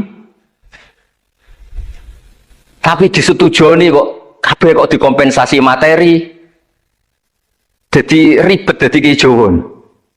Kalau mereka tidak punya sarana tawassul, engko mara Gunung Kawi itu ya kedusan. Tapi maca sholawat ben dadi bupati engko nek mandi nang nyalahno sholawat. Dadi kijowon ya bingung. Nah sampean ra bingung berarti rong kiai ya dadi gapane. Tapi apapun itu dawe Said Zabiti wa Rasul wa Muhammad wa injalla qadruh muhtajun ila rahmatihi ta'ala wa fadlih. Itu mutiara yang luar biasa. Engkang kula dawa matur malih, nak ngelem Kanjeng Nabi ku ngelem kaya ulama. Nggih wau kados Said Zabiti. Wong trimo redaksi sing kita baca keseharian, tapi beliau bisa memahami bahwa hadhihi sholawat, sighatus sholawat. Itu sighat sing nyelamatkan hadil ummah ila yaumil kiamat. Cinta kita pada Rasulullah terselamatkan karena kita baca sholawat. Tauhid kita terselamatkan karena Allah al-mu'ti, Rasulullah al-mu'ta. Apapun hebatnya Nabi, posisi yang diberi, yang menerima, pemberinya tetap Allah Subhanahu wa ta'ala. Dan ini cerita-cerita ngaji tahqiq ingkang sanate musalsal ila Rasulillah sallallahu alaihi wasallam. Terus kula suwun seneng Rasulullah nggih wonten sing baca sholawat dengan jumlah besar. Wonten sing bacanya ndak besar tapi ngerti sirrun min asrori sholawat. Ngene iku piye supaya sholawat iku nunjukno mahabbah kita lan keyakinan kita nak Nabi niki afdhalul khalqi, paling disenengi Allah. Tapi sekaligus Nabi tetap Abdullah wa Rasul. Cukup dengan redaksi Allahumma sholli ala Muhammad wa sholli ala Sayyidina Muhammad. Terus niki mun dalu nek sampean kakean ilmu malah bingung. Wong kula piyambak mun nganggep final yang didhawuhna Gus Zofur mergi saya bersaksi karena hal yang sama juga Mbah Mun sering dawuh. Sing jelas iki Jawa kudu bangga tetep untuk kuota. Mergo wis kadung ngendikan kafatal linnas. Jadi tetap Allah akan bikin orang-orang alim di lain orang Arab, mesti ono sing wong-wong non Arab. Kata Imam Ghazali itu orang Tus itu ikut Persia. Si bawah juga Persia. Imam Abu Hanifah itu orang Irak. Irak itu termasuk Ajam. Karena ikut Babylon, wa kumma minal biladil ajamiyah. Mesir ikut Afrika. Terus insya Allah barokah cerita niki, barokah wau penjelasan Ibn Gus Zofur dan kita juga sering dengar dawe-dawe Mbah Mus, Mbah Khalil bahwa agama ini luar biasa. Mergi Indonesia nu boten saged bahasa Arab tapi saged ngarang kitab bahasa Arab. Ini Mbah Mun sering dawuh, Mbah Fadl bocah bahasa Arab ya ora iso. Ki Ihsan Jampes tau dites Mbah Zubair, jadi Mbah Zubair iseng ngetes Mbah Ihsan dijak bahasa Arab ya ora iso, tapi iso ngarang kitab. Mbah Fadl ketemu supir taksi Arab ya tuntas. Pinter supir taksi. Mana gara Mbah Mun ana wong modal Arab kepen pinter, kepen iso bahasa Arab. Kowe adol es ning Arab kok pinter bahasa Arab iso Mbah Mun. Nah pen alim yo niru Mbah Fadl. Tapi sakit alim alama. Mergi mpun untuk kuota agama ini kafatal linnas. Nah, agama itu mulai dulu itu masalah klaim di sosialnya ya. Pada level kebenaran tentu agama itu hak dan batil. Tapi pada level sosial itu klaim. Klaim bahwa Ibrahim itu kita. Kata orang Islam, kata orang Yahudi Ibrahim itu kita, kata orang Nasrani Ibrahim itu kita. Sebab perdebatan itu ketika diputuskan Yerusalem, Hebron, terus Bethlehem, itu dianggap kota internasional, kota bersama. Sehingga di sana itu yang namanya Nabi itu kadang kakinya di masjid, kepalanya di sinagog, atau pokoknya separuhan. Jadi saya pernah sholat di Masjid Ibrahim itu harus melewati sinagog. Itu tak inceng Nabi Ishak itu nang tengah-tengah sinagog. Ibrahim lumayan sirahe ning masjid. Jadi hanya satu bangunan. Sama persis di Masjid Yerusalem itu masjid apa? Baitul Maqdis itu. Tembok yang satu yang sebelah ini dipakai tembok ratapan, tembok yang sama yang satu dipakai masjid. Itu jangan satu tembok, bukan dua tembok. Makanya tiga agama ini unik, musuhan tapi titik keramat itu menunjuk yang sama. Orang kok berhubung ra cocok wis aku tak ning Bantul, enggak ada yang seperti itu. Semuanya di titik itu. Dadi nak donga ya krungu, wong kula nate teng tempat tembok ratapan yang Yahudi. Makanya sekuler ya ono barokah dunia itu sekuler. Kula mriku nggih ketunan. Mbak-mbak nggih jilbaban enggak masalah karena dianggap tempat wisata. Sama di Mesir ada masjid tertua, Masjid Amr bin As. Wong barat nak rono ya ono sing kantokan cekak macam-macam. Wong wisata. Kok Masjid Kauman Jogja. Sopo yang mlebu ya oleh wong sapa? Wisata. Maksudnya kan banyak turis yang ke situ posisi enggak berpakaian apa? Islami. Senajan to mau ning jowo di Masjidnya Amr bin As sama. Nah pertanyaannya gini, satu-satunya yang bisa meyakinkan umat Islam kalau Ibrahim tidak Yahudi dan Nasrani ya dawuh pangeran. Kenapa? Karena secara fisik makamnya itu di kawasan apa? Yahudi. Nabi Daud para meneh sak kemule itu tembok bintang kejora kabeh.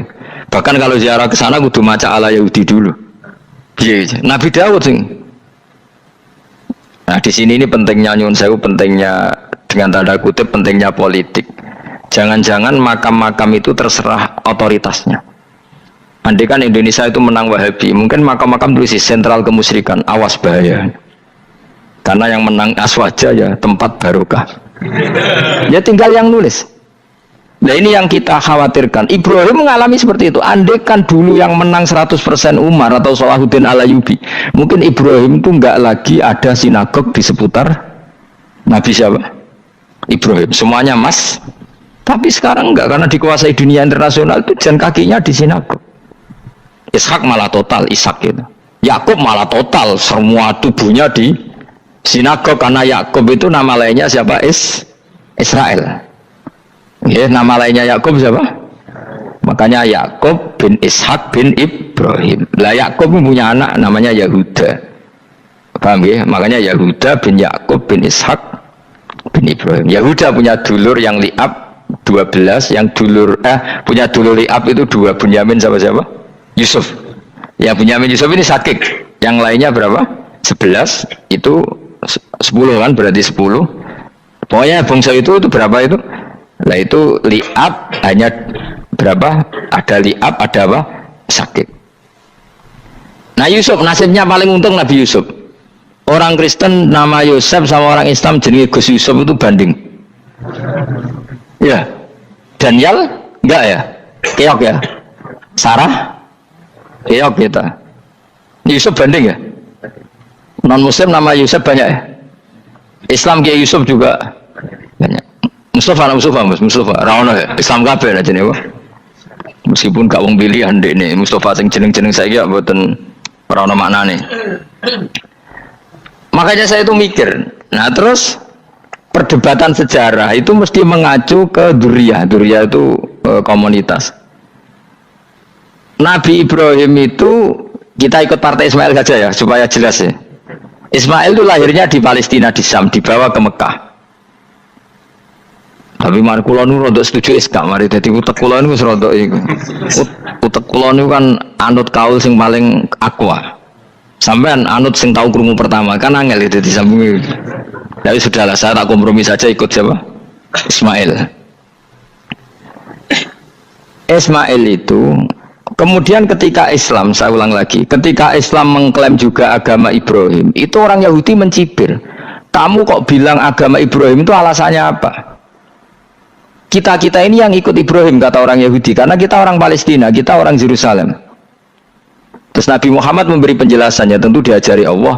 Ibrahim itu pernah hidup di Mekah. Buktinya fihi ayatum bayinatum maqamu. Jejak kakinya di situ, jejak kesejarahnya di situ, yaitu istrinya pernah dibawa ke Safa dan Marwah, yaitu peristiwa Hajar nyari apa? Air. Lalu Ibrahim dan Hajar ini punya anak namanya siapa? Ismail, dan itu namanya Abul Arab. Jadi Abul Arab itu Ismail, bukan Ibrahim. Kenapa kok tidak Ibrahim? Karena Ibrahim juga Abu Syam. Ibrahim masih milik bersama. Yang mulai benar-benar hidup di Mekah itu siapa? Ismail. Maka dulu perdebatan antar para peneliti agama itu, lalu Adnan itu siapa? Makanya terus diputuskan wa adnanu bila roibin inda dzawil ulumin nasabiyah ila dzabihi Ismaila nisbatuhu wa muntama. Lalu pertanyaannya, orang Yahudi yang di Palestina tetap mengklaim kalau mereka turunan siapa? Ibrahim, dan menduga Ibrahim adalah Yahudi. Islam darani Ibrahim Islam. Ya sudah, seperti itu tuh nasib agama, akan begitu terus ila yaumil qiyamah. Kita tentu iman status Ibrahim, maka anak Ibrahimu Yahudiyah wala Nasraniyah. Nah, kenapa harus Quran ngendikan? Karena secara fisik atribut Ibrahim itu sekarang makomnya itu dikuasai Yahudi, akhirnya dikuasai Israel akhirnya juga. Jadi gampangannya ini loh. Umpama Nabi Ibrahim di makom ning Indonesia terus dikemuli ayat kursi, kan aman. Paham tuh kita? Angel temen terang kowe. Mesti diarani Islam. Nah, tapi di makom ning Israel dikemuli bintang kejora. Paham? Maka mau tidak mau tetap ada perebutan otoritas politik. Makanya di sini ini Sayyidina Umar ngotot kepengen nalukno Romawi. Maksudnya Romawi yang menguasai Palestina. Tenan kasil. Akhirnya Nabi Ibrahim total ning masjid. Ngalin kono jenenge Masjid Umar. Mergo sing naklukno awal sedurunge Salahuddin Al-Ayyubi sinten? Tapi gak suwe kalah nih wong Islam. Lagi menang nih Rasulullahuddin apa? Terus kalah meneh, terus saiki jadi kota modern nih. Dikelola secara internasional, dianggap kota tiga nopo agama. Ya wes. Nah kita is ngimani Quran wae ora usah ndelok bukti fisik. Mergo nek bukti fisik iku beberapa nabi makome ning Israel sing status notabene niku Yahudi. Lalu Yahudi itu apa? Awas kena ranut aku. Usah kepinterlah sementara ranut aku. Karena ini sekali salah itu fatal. Yahudi itu siapa? Yahudi itu nama agama, apa nama marga, apa nama sekte. Terus orang tuh gak tahu mikir meneh, dikira Yahudi itu nama agama, apa nama sekte. Israroh gus tahu mikir, ya usah roh enak. Jadi Yahudi itu jeneng wong itu Yahuda bin Yakub bin Ishak bin Ibrahim. Lalu nama ini ya tetap tauhid, tapi pertanyaannya, apapun tauhid kamu tetap akan disalahpahami oleh penulis sejarah. Maka sejarah itu sekali sing nulis salah, tetap selawase korbane yo salah. Misalnya kok Siti Jenar, kita kan tidak pernah tahu Siti Jenar persis piye. Kabeh nulis misalnya dekne wahdatil wujud, akhirnya dekne tersangka wahdatil wujud manunggaling kawula Gusti. Tapi ada juga penggemar Siti Jenar. Siti Jenar udah diwali, wali songo hasud. Barang dipateni wangi, dan ketok elek digenti asu. Jadi sing ketok elek wali songo ning versi penggemar Siti Jenar. Aku lah termasuk turunan Sunan Kudus ning catatan. Iku ya paling mangkel mbek ketoprak. Perkara men kalah mbek Saridin ceritane. Sajane ya mangkel, tapi sing gawe ketoprak iku tau sowan aku. Tak takoki lho kowe gawe ketoprak ngono piye iki mergawi Gus ora ono hubungane bener apa salah ya. Bar sih. Ini gue cerita Saridin kali Sunan Kudus sampean kalah men. Berarti niki buyutku cah ketok ya luwih kondang. Ya sudah seperti itu. Nah, khawatir kita kalau kita sudah ada hafal Quran, ada hafal hadis, nanti orang nulis sejarah itu seenak-enaknya. Makanya senyum sewu kados orang yang tidak ahli sunnah kan nggawe film gambarannya Umar nyiksa Sayyidah Fatimah. Akhirnya ada orang yang benci siapa? Umar. Tentu kita nggak percaya itu, kita lebih percaya kalau Umar sangat menghormati Sayyidah siapa? Fatimah, Sayyidah Aisyah dan sebagainya. Nah, makanya hati-hati baca sejarah itu di sini. Karena sudah seperti itu. Dulu kita kerepotan kan memasukkan Kahar Mudzakkir jadi pahlawan apa? Nasional, karena ada yang cerita ini dulu pernah ikut apa itu dan macam-macam. Kita sering kesulitan melacak sejarah. Oke lah kalau, nah bayangkan kalau itu sejarah Nabi. Agama satu bilang Ibrahim Yahudi, agama satu bilang apa? Nasrani. Tapi Allah itu maha kuasa. Orang itu kalau salah mesti keterucutnya itu elek. Gue mesti roh, gak ulama gak roh. Ketika Nabi debat dengan Yahudi, debat dengan Nasrani, itu debatnya itu lucu. Kanjeng Nabi ditanya, "Mat, kamu agamanya ikut siapa?" "Saya pengikut Ibrahim." Lalu Yahudi itu padahal pinter-pinter wong Yahudi wis kadung bakat cerdas. Tapi musuh-musuh pangeran tetap kalah. Jawabnya Yahudi gini, "Wah, berarti kamu harus hormat saya Muhammad." "Kenapa?" "Kamu ikut siapa agama kamu?" "Ibrahim." "Kan anit tabi millata Ibrahima hanifa millata abikum Ibrahim." "Berarti kamu harus hormat saya Muhammad." "Kenapa?" "Karena panutan kamu Ibrahim itu saja pengikut Nasrani." Sing jarang Yahudi orang Ibrahim pengikut Yahudi. Nabi oleh semua nang ngupal. Mergo ketok goblok iki, dadi kadang wong pinter ketok goblok. Nabi oleh guyu ngene lha ya kok aneh wong Yahuda bin Yakub bin Ishak bin Ibrahim. Dadi padha karo muni Pak Karno pengagum Puan Maharani. Kira-kira gitu cara bahasa Indonesia itu. Utawa kowe mending ngene lah, Mbah Nur Salim penggemar Hasan Hasan anak kula. Utawa kowe muni Mbah Zubair penggemar Gus Yofur, kan boten mungkin. Utawa Mbah Hasyim penggemar Mbak Yeni. Jadi mereka itu ketujuh begini, Ibrahim itu Yahudi. Padahal sing jenenge Yahudi itu putune Nabi Ibrahim ke Yahuda bin Yakub bin Ishak bin Ibrahim. Mulane terus Quran turun. Quran turun oleh gojlok ini. Ha antum haula'i hajastum fi ma lakum bi ilm falimatu hajuna fi ma laysa lakum bi ilm. Ini perdebatan sudah tidak fair. Muhammad berdebat secara ilmiah karena dia junior ngaku pengikut Ibrahim. Tapi kamu Yahudi Nasrani pendapat kamu tuh abal-abal. Masa Ibrahim pengikut Musa? Padahal Musa dan Ibrahim dulu Ibrahim. Masa Ibrahim pengikut Yahuda? Padahal Yahuda itu cucunya Ibrahim. Makanya Quran gojloke wama unzalati tauratu wal injilu illa mim ba'di ya ahlal kitab lima tuhajuna fi Ibrahim wama unzalati tauratu wal injilu illa mim ba'di afala taqilun. Jadi ini penting ya, penting dalam sejarah. Tapi santri-santri yang seneng ngaji ini ku ora roh sejarah. Pokoke ngaji mlebu swarga paham ra itu. Ruwet banget ngadepi wong ngaji. Saya itu tidak setuju seperti itu. Oke lah, kalau bus warga lah, sepek-pekan. Tapi gue paham. Tapi rapam lah, sementing bus warga lah, itu masalah gue. Orang tahu kepikiran li'ilai kalimatin lah. Aku ya cara kon bus warga, kon paham Quran. Bila paham Quran sih, lagi bus warga. Tapi kok narasi itu melebu, ya mungkin paham Quran bun rokok. Gue aneh-aneh. Maksudnya gue ketong regani pangeran lah, bus warga keren ya mereka paham Quran. Orang kok kowe sementing mlebu ora paham lah. Karena ini sudah jadi menjadi perdebatan internasional. Saya itu berkali-kali ikut penelitian, makanya lucunya nasab itu sah. Mereka yang Yahudi kalau ditanya man huwal Yahud, huwa Ishak, huwa Yahuda bin Yakub bin Ishak bin Ibrahim.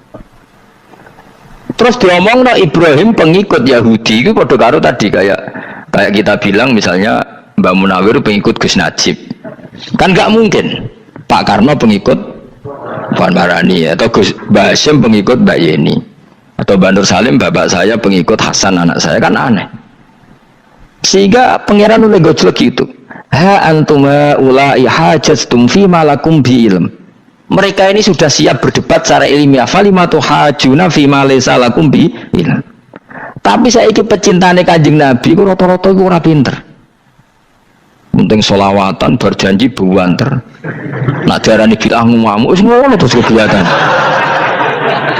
Lah sing diarani bid'ah padha dene wong solawatan iku tareh kok di. Kadang-kadang yo bingung. Wis sama dibak berjanji cara mbok terjemah ra ngarah diarani bid'ah. Lem bid'ah ning ndi wong walam matam min hamli syahrani ala masyuril aqwalil marwiyatu fiya bil madinati Abu Abdullah, ketika Nabi kandungannya umur 2 bulan bapaknya mati. Terus itu kan tareh.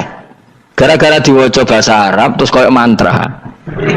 Lah akhirnya diarani bid. Sing maca padha ora paham, akhire Allah, ya Allah. As padha dene aku asre pisan. Pusing aku mikir tadi. Ayo kowe ngono ta ora kelakuan ame itu. Sing ana mau tulis bahasa Indonesia kok terus ketara gak. Wulida maktunan biadil inaya makuhlan terus ya sudah ya biasa aja tareh. Ya kan tareh terus Ketika Said Abdullah kenapa meninggal di Abwa? Wa kana qad ijtaza bi akhwalihi bani Adi min at-taifatin jariyah fama kasafihim syahran saqiman yu'anu nasukmahu wa syakwa. Kenapa Abdullah meninggalnya di Abwa? Abwa itu kawasan Yasrib karena Abdullah sedang menjenguk keluarga besar dari ibunya. Keluarga besar dari ibunya, istrinya Abdul Muthalib itu orang Yasrib. Nah pas di sana di Bani Najjar sakit, terus kapun. Terus bid'ah ning di wong iku sejarah. Tapi mbok maca bahasa Arab. Kowe maca koyo historis Allah terus ngono wae. Ya akhirnya wong kan darani iku mantra. Mana aku nak takoki wong iku bener ndi? Saya padha ora bener ya bener. Terus bener sapa sing ngalim? Wis kowe sak ngalim bener. Ya ora ngono padha bener wae. Wong sing ngritik ku krungune mantra, sing maca bos. Pusing ngomong terangno kowe. Nah, problemnya agama itu seperti itu. Yang diikuti orang banyak. Itu di makamnya Nabi Dawud itu ya sudah wiridan ala Yahudi. Sama sekali. Saya sampai nangisi Nabi Dawud. Karena makamnya itu total dirawat ala mereka. Jogja juga ngalami gitu, Jakarta, Rembang nanti juga ngalamin gitu. Banyak raja itu wali, tapi waris-warisnya sudah nyuwun sewu orang abangan, terus misalnya dikasih sesajen. Orang ono yasine tapi mau sesajene mau apa kalau makamnya memutuskan seperti itu, penjaga makamnya itu. Mulane kena dadi wali nggo anak putumu muridmu wali nak ora repot guri-guri dikai sajen. Itu di Gunung Kawi itu ada makam santri tapi tunggu mek sugihan piye saja. Gue ruhe nangis tenan. Banyak seperti itu enggak usah ditua banyak. Nah, lalu makam itu terserah siapa bertanya, terserah yang rumah atau terserah statusnya zaman dulu. Nah, karena yang rumat itu berafiliasi ke Yahudi, terus mengklaim Ibrahim itu, maka Quran harus menerangkan maka anak Ibrahim Yahudi wala Nasrani karena secara artefak, secara kesejarahan fisik itu sekarang dikuasai Yahudi. Jadi repot. Ya tapi itu ya sudah. Makanya kita kembali ke Quran dengan cerita tadi. Ibrahim tetap Abul Anbiya. Ibrahim tetap Muslim. Buktinya punya peninggalan Ka'bah. Nah, Ka'bah ini harus kita jaga. Ketika Ibrahim kita katakan ninggali Ka'bah, ternyata Ka'bah di situ sentral tauhid. Antahhiru baita lit-thaifina wal akifina waruka'is sujud. Ketika Ka'bah jadi sentral tauhid, maka kita akan mengatakan peninggalan Ibrahim pasti tauhid. Makanya Nabi marah besar ketika Ka'bah ada berhala banyak. Andai kan nggak dihapus oleh Nabi, maka berhala itu pun dianggap peninggalan Ibrahim. Dong tau nih, dong tenan. Ya pinter nih, jadi maju lah. Mulane kowe aja geman donga saleh dhewe, ora cukup. Saleh saiki ora cukup, kudu ditopang saleh anakmu, saleh putumu.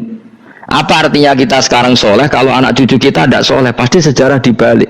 Dan itu kalau dibalik yang meluruskan siapa coba? Ya coba yang bisa menjawab siapa coba? Misalnya soban terus ya sudah ditulis kacau lah kacau. Saya tidak bisa bayangkan. Makanya Nabi Isa, Quran menjelaskan Nabi Isa sebanyak itu. Karena sudah dikira oleh orang yang salah kalau Isa itu anak Tuhan. Sampai Quran jelaskan Isa itu begini. Soal tidak punya bapak, saya ini Tuhan, kata Allah. Gawe tanpa bapak mbok wae iso ya iku Adam. Kok gawe tanpa bapak kowe geger terus aku mbok anggap bapak iku piye jare pikir. Sampai seperti itu. Karena wis kadung darane keliru. Dadi mau ndak mau Quran kudu nerangno. Ibrahim juga gitu. Wis kadung diaku kubu sebelah nak dekne iku Yahudi. Nasrani yo ngakoni. Akhirnya Nabi debat terbuka. Lah debat itu nek kakuati kudu adu pasut. Lah repote umat Nabi sing ra keramat wis akeh yo repot. Masyhur ada orang Nasrani, orang Yahudi. Ya sudah Muhammad, kalau kita debat ilmiah oke, Anda menang dalam debat ilmiah. Tapi kita buktikan bahwa kita ini agama samawi. Kita debat pakai langit. Sing kalah kena laknat, sing kalah kena adab. Cara Madura sumpah pocong. Nabi yo cari Nabi. Masyhur itu. Faman hajjaka fihi min ba'di ma ja'aka minal ilmi faqul ta'alu nadu abna'ana wa abna'akum wa nisa'ana wa nisa'akum wa anfusana wa anfusakum thumma nabtahil fanaj'al la'natallahi 'alal kadhibin. Nabi dijak mubalah. Oh ya oke, kita mubalah. Nabi nimbali Hasan Husain. Cucu kesayangannya dipanggil Hasan Husain. Putri kesayangannya Sayyidah Fatimah dipanggil. Terus jari Kanjeng Nabi, saya berani adu pasut, taruhannya saya anak cucu saya. Wong Nasrani mikir, wih, adu pasut anaknya dijak putune dijak mesti bener Mergo wong paling kuwatir nak anake mati, putrine mati. Ora ono cerita bojo ning bab iku. Bojo ora melok ora ora. Mulane kula termasuk kiai sing jarang tunggu mbek bojo. Bojo iki sakjane sering ora tau mlebu. Tapi kiai-kiai haji ya mbek bojo, umroh mbek bojo. Kula niku ya rada iskal. Jebule bareng tak takono sing dhuwit sing wedok Gus. Ya wis nak ngono kejawab ya wis anjen sing dhuwit sing wedok. Ya wis nak ngono fair apa? Riyen bapak kula kaji ya dhewean, bojo kula kaji ya dhewean, kula ya kaji dhewean, tapi aja tiru. Kamu ndak sekeramat saya dadi. Kula nggih setuju sing grudak-gruduk wong loro karena ternyata tadi sing duwe dhuwit sing wedok. Ya wis sesuai meneh. Tapi dalam semua riwayat memang abna anak itu Hasan Husain, Nisa itu Fatimah. Memang Nabi gak ngajak istrinya. Nabi itu unik dalam banyak hal itu memang ya Hasan Husain sama Sayyidah Fatimah. Kenapa istri itu kadang gak dilibatkan? Memang gak seru. Seru anak. Orang itu lebih menyayangi anak toh nyawa cara Jawa. Bareng Nabi keluar, orang-orang Nasrani bilang ini wajah-wajah setiap mengetuk langit pasti disembadani. Terus mereka mundur, enggak jadi apa mubahalah, minta mubahalah ini dibatalkan. Berarti Nabi itu debat 2 kali. Secara ilmiah ya pernah, yaitu membuktikan kalau Ibrahim adalah pernah berdomisili di Mekah, sehingga Nabi mengklaim sebagai turunan Nabi Ibrahim. Mereka tanya buktinya apa? Terus fihi ayatum bainatum maqamu Ibrahim. Orang-orang Yahudi Nasrani ditanya itu apa? Jejaknya itu jejak Ibrahim. Mereka ngakui kalau Ibrahim pernah di Mekah. Artinya kalau pernah di Mekah zaman dulu kan nggak ada pesawat, nggak ada, mesti domisilinya lama. Dan itu artinya punya anak turun yang hidup di Mekah, yaitu lewat Ismail. Bukti kedua tadi, sa'i. Sa'i baina Safa wal Marwah adalah mengenang ketika Hajar mencari air. Lagi mulai perkara mbek kowe. Saiki Ismail ketika lahir iku jek digolekno banyu antarane Safa mbek Marwah. Sementara cerita Dzabih disembelih iku ning Sam. Mulane kok melok-melok lha ya. Kok melok-melok iku lha. Aja terusno, mari kepinteran wis. Semeneng ae ora usah melok-melok. Gak, aku Ismail ya. Dilatih pinter kok pintere ra kasil, sombonge tok wis sing kasil. Dadi gak jeng Ismail. Ismail wis gak. Ketona nerang gitu. Tapi ki ilmiah. Ben kowe bangga de guru alim ya dadi ki ben nak gurumu gak main-main. Aku yo krungu-krungu nak kaul aku iku Ishak tapi wis goblok ngono Ismail. Karena waman sadda finnar ora umume wong iku wis repot. Rasa diterusno dadi bukti empirik wis mengarah Ismail iku jelas uripe ning Mekah. Mergo wong Yahudi Nasrani lah ngakoni peristiwa Hajar iku ngakoni. Berarti Ismail urip teng Mekah. Akhirnya Rabi mbek suku Jurhum terus nurono Sayyid Adnan sak teruse sampai tok Kanjeng Nabi Muhammad sallallahu alaihi wasallam. Mulane dibak utawa manakib utawi napa berjanji. Niku pertama sing disebut abtadiul imla bismillah terus wa ba'du fa aqul wa Muhammad bin Abdillah. Kenapa dibak berjanji lah ya. Kenapa nerangkan nasabnya Nabi Muhammad? Karena yang dipertanyakan Muhammad jadi Nabi turunannya siapa? Karena syarat Nabi itu harus turunan Nabi. Makanya berjanji nerangkan wabak tu fa'akul wa Muhammad bin Abdullah bin Abdul Muttalib wasmulu syaibatul hamdi khumitat khisaluhus saniyah. Dan masih terbukti di Ka'bah itu ada pintu namanya pintu Babu Bani Syaibah, yaitu nama lain dari banyak Kanjeng Nabi. Terus diterusnya sampai wa'adnanu bila raibin intadzawil ulumin nasabiyah ila dzabihi Ismail. Itu partaimu. Mereka berjanjilah darani dzabihu Ismail. Alhamdulillah jadi terus gue menang. Kenapa? Ya itu tadi sakjane mau diterjemah yang ini ketahuilah bahwa Muhammad punya bapak Abdul punya bapak Abdul Muthalib punya bapak Hashim nama lainnya ini bin Abdi Manaf sampai Adnan. Ketika diterjemah itu jadi mantra atau jadi buku sejarah. Nambah waca Arab itu kira paham. Mantra. Mulane sing ngarapno ya bener pancen suarane suara mantra. Sing halal ya bener karena itu sudah apa?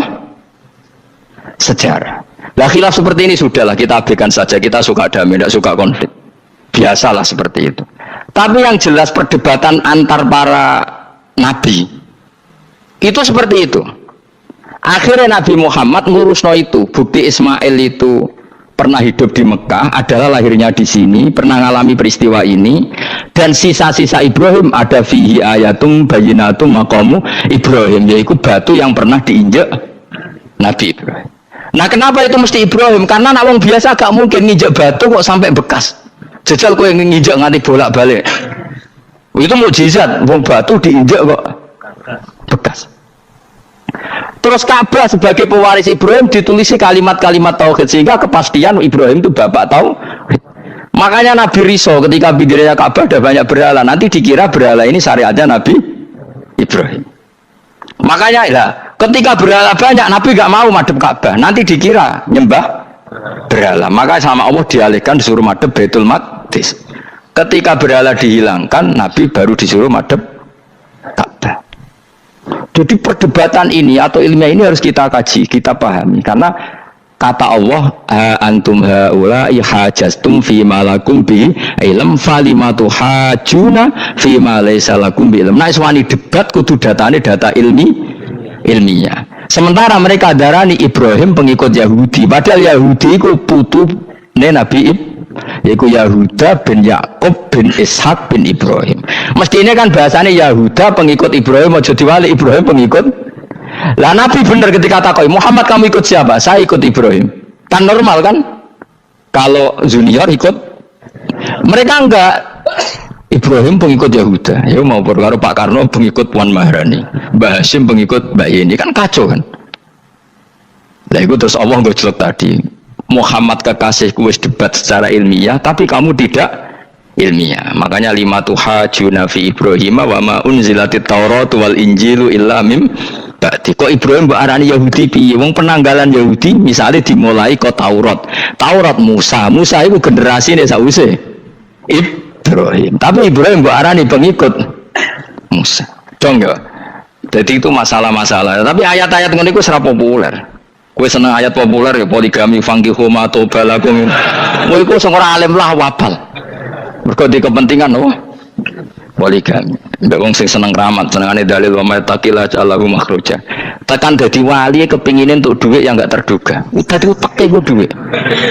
Padahal syarat saya wali ku ora pati seneng duit. Tapi kepen dadi wali ben oleh duit. Jadi kenapa menjadi wali ben wa yarzuqhu min haitsu la yahtasib. Jadi uteknya itu saya. Jadi institusi wali itu duit. Jadi nak aku wali para pangeran rezeki teko min haitsu. Mulane kira bakal jadi wali. Ngerutek kemcek ngono ora bakal jadi. Ayo saiki Ismail apa Ishak? Ismail. Aku ya getun kadang alim kadang getun. Perkarane nyulayani apa? Mainstream. Tapi cara kula ya Ismail sudah tak bilang apa? Ismail. Apa? Ismail Iska Ismail. Nak cacile kan boleh sengguri. Yang jelas bahwa Ismail atau Ishak kaulani ono pendapat dulu. Ya sudah. Bukan arah Ismail ya Iska. Tapi kabeh kitab itu menjadi setuju SK, tapi ben gue. Aku kadang ya, aduh mata nuwang tenan. Ya sudah, pokoknya kaulani ya Pak. Ada dua pendapat, yaitu Ismail atau Ishak atau malah kita alime to kowe. Ada dua pendapat. Oh. Jadi kesane macane kitab akeh ngono. Gak ngerti mau hasil ngaji ke bengi. Aduh mata wong guys. Sabar. Ismail wis ya. Ismail. Soale malah singguri. Wa tarakna alaihi fil akhirin salamun ala Ibrahim. Nah, kemudian Allah menitahkan Ibrahim pasti kamu dikenang secara baik. Maksudnya tadi tiga agama semuanya mengklaim Ibrahim itu bagian dari itu. Jadi semua agama mengakui siapa? Ibrahim. Lah yo mbok gedhinge kaya ngono kersane pangeran pancen Ibrahim diakui 3 agama kan yo repot. Nah iya kowe ra cocok Ibrahim diklaim Yahudi, diklaim Nasrani, tapi kersane Allah Ibrahim itu orang atau sosok yang dipuji 3 agama. Ya wis kersane pangeran. Ini jelas kalau bersaksi betul di Hebron itu ada makam Ibrahim, Ishak, Yakub. Yakub karena nama lainnya adalah Israel, total di sinagog. Meskipun kita tetap kita pasti yakin kalau Yakub itu nabi dan tidak ada sangkut pautnya dengan keyahudian. Maka kita statusnya mengikuti Quran saja. Kalau status artefak atau fisik itu tinggal sing gawe makom. Dia betul. Misalnya tadi Ibrahim karena makamnya di Israel, Israel dikuasai orang Yahudi, terus mereka tinggal saja ganti kafan ala Yahudi, dikemuli ala Yahudi, selesai. Waduh misalnya ono Zaid yang bawali bora, bawali tenan bora, misalnya di makam Wahabi sudah seperti itu. Hanya dikasih tanda di kepala, tidak ada jubah, tidak ada apa. Tapi kebalikannya misalnya, Ruhin mati anak putune juga kayak cungkup wali besar Ruhin ya terserah nih. Lah mungkin era kita masih konangan, era nice. Lho nak wali songo kareman ana buktine sejarah secara silsilah. Lah nak sing ra jelas-jelas iki. Mulane cara kula putune wali kudu alim biar urut. Saya itu punya catatan sampai Sunan Kudus meskipun lewat ibu, lewat nasab ibu. Tapi supaya pentingnya tadi, saya masih punya kitab milik buyut saya ke-7 ke-8. Itu berapa coba? Berapa orang itu? Itu setiap saya buka itu langsung putus, saking lamanya kitab itu. Sehingga saya tahu itu tradisi nenek moyang saya. Enggak mungkin nenek moyang saya seneng keris, seneng jimat. Nyatanya yang goni lemari ini mau ana kitab. Mbok nek ngene manane keris kan. Artinya ini penting. Ibrahim juga gitu. Ibrahim itu ngendikan dengan anak putune tinggalanku ya Ka'bah iki, sucikan Ka'bah dari kemusyrikan. Antohiro bidali taifina wal akifina war rukais sujud. Sehingga orang ingat Ka'bah itu ingat apa? Dipakai kiblatul musallin. Kiblatnya orang sholat. Lalu orang sholat itu orientasinya apa? Adalah tauhid. Berarti Ka'bah didesain untuk kiblatnya para ahli tauhid. Harus terus kita buktikan terus setiap sholat mustaqbilal kiblati dan saat sholat kita melakukan tauhid. Jadi terus sejarah berkesinam. Tapi andaikan sejarah pelakunya salah ketika Ka'bah dikuasai Abu Jahal, Abu Lahab, kemudian didesain pinggirnya Al-Ata dan Uz, maka seakan-akan Ka'bah jadi sentral kemusyrikan. Makanya ini penting. Jadi lalu sejarah ini gimana? Ya terserah pengelolanya kan. Mulane wali urip iku mesti didongakno wali mati, mergo sing iso njaga khazanah iku wali urip. Paham sing kula maksud? Jadi ojo bayangno Mekah iku sok ben kalah, nek Mekah kalah terus Ka'bah dikuasai Abu Jahal CS misalnya. Sing jenis maksudnya, ora Abu Jahal tangi meneh mboten malah repot kabeh. Nah di sini ini pentingnya Quran. Alhamdulillah wong Islam diwarisi oleh Allah Quran, kitab la yatabaddal wa la yataghayyar. Kitab yang enggak akan rubah, yang enggak ada matinya. Sehingga suatu saat misalnya Ka'bah kok pinggirnya berholo, kita tetap nganggep itu tradisi yang salah. Mergo sing jenenge Ka'bah iku antohiro bidali taifina wal akifina war rukais sujud. Ka'bah adalah tempat yang harus steril dari salah guna, jinggo kemus.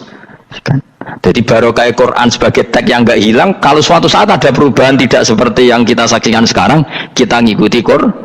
Misalnya Ibrahim, senajan makamnya di sinagog misalnya, Yakub makamnya di sinagog, kita tetap yakin mereka adalah ahli tauhid. Nabi Dawud yang diklaim sebagai King Dawud, King David, makamnya di Israel, terus diatributi ala Yahudi, kita tetap yakin huwa nabiyun, beliau adalah nabi beragama tauhid. Berdasar apa? Ya berdasar penjelasan Al-Quran. Kalau berdasar empirik artifak ya terserah yang bikin. Dan ini ya. Di mulane kowe sing syukur ngaji sampai roh kaul loro Ishak Ismail wis ya sapa to sing mesti siapa Ismail mau baru Ismail gak konsisten ya ben kok supaya anut wong akeh jangan anut wong akeh wis ngene padha ora roe wa tarakna abqaina ali fil akhirin sanan pengalaman hasanan kang bagus salam untuk keselamatan minna sanging kita maksudnya sanging Allah ala Ibrahim ngatasi Ibrahim kadhalika mengkon-mengkon kabeh kama jazina kowe malas ingsun ing kabeh naji malas ingsun al muhsinina ing pira-pira wong sing nglakoni kaapian li anfusi maring awak dhewe wong akeh Jadi orang dimulai melakukan kebaikan pada dirinya sendiri. Kalau dia baik pasti apa? Orang lain merasa kebaikan. Nah, misalnya kayak apik mesti kepengen sedekah, orang lain yang untung. Kamu baik pasti ingin menyebarkan kebaikan, orang lain pasti untung. Inna usataman Ibrahim iku min ibadina al mukminin. Sangking kira-kira kaula ingsun al mukminin kang mukmin kabeh wa basyarnahu. Lan ngekei berita gembira ingsun ku ing Ibrahim bi Ishaq kelawan tak kaya anak Ishak. Ustudillah dikai dalil apa bidzalika klan do Ishaq ala anad dabiha ing atase sak temene sing disembelih ku wiruhul yani Ishaq. Dadi ana kaul sing darani pokoke ora Ishaq. Ora Ishaq sapa? Ya Ismail. Dadi Imam Suyuti ngotot Ismail, sing nyarai Jalalain Imam Sawi ngotot Ishaq. Iki partai Jalalain apa Sawi? Yo Jalalain kaose kadung kaos Jalalain. Pokoknya Nara Ibrahim kan agak Ismail ya. Tidak mungkin yang lain itu ngono ae kok ribet. Sing jelas niku ana sing disembelih. Jenenge Nara Ibrahim, sapa? Ishaq Ismail. Sing nyembelih jelas Ibrahim nanti jelas. Aduh. Repot dadi wong alim dadak. Mula kula nate maca mobil mangkel nganti saiki. Susah dadi wong waras, tangan-tangan kok yo bener ya. Lah wong gendeng ora tau mikir. Dadi aku tahu dendam mbek tulisane mobil mesti tok. Gelem ra gelem kan maca ning ngarepe. Susahe dadi wong waras. Aku pertama eskal. Waras kok susah. Tanganan iya wong gendeng kan gak tau mikir. Mulane kena susah berarti waras. Nak ora tau mikir berarti jadi mau nak roh khilaf berarti wong alim. Nak roh khilaf berarti wong orang alim. Saiki wis roh khilaf berarti alim. Masa Rasulullah jadi nabi itu 23 tahun. Terus sampean ingin ngaji paham dalam 1 jam, itu keangkuhan menurut saya. Jadi Rasulullah itu jadi nabi itu 23 tahun. Tapi orang ingin memahami Islam, nyewa kiai, diatur lagi itu kalau nggak pernah sepuh itu dosa, itu jelas itu. Itu 1 jam ingin paham. Saya punya sekian cerita ini Maulidur Rasul Shallallahu Alaihi Wasallam. Itu dulu zaman Nabi itu ada ayat yang Jibril jauh-jauh dari langit turun ke bumi hanya membawa 1 kalimat. Sehingga syarat seorang mufassir itu termasuk tahu pertanyaan kalimat apa yang hanya 1 diturunkan Jibril, yaitu kalimat minal fajr. Jadi dulu awal-awal Islam itu ada ayat kamu makan wakulu washrobu hatta yatabayyana lakumul khaytul abyadu minal khaytil aswad. Jadi kalau malam puasa itu orang boleh makan selagi melihat benang putih sama benang hitam itu belum kelihatan.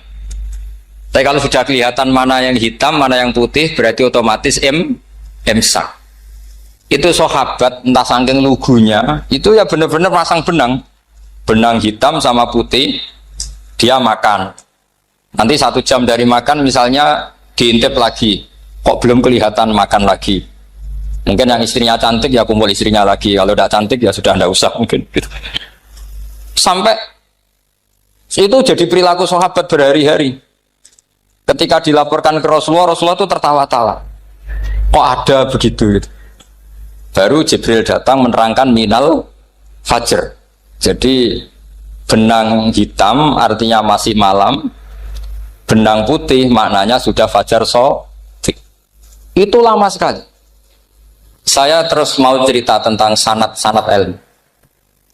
Jadi Nabi itu 23 tahun. Dan itu tidak gampang, ada fasenya. Bahkan ada fase Nabi itu harus as-sukut anil mungkarat.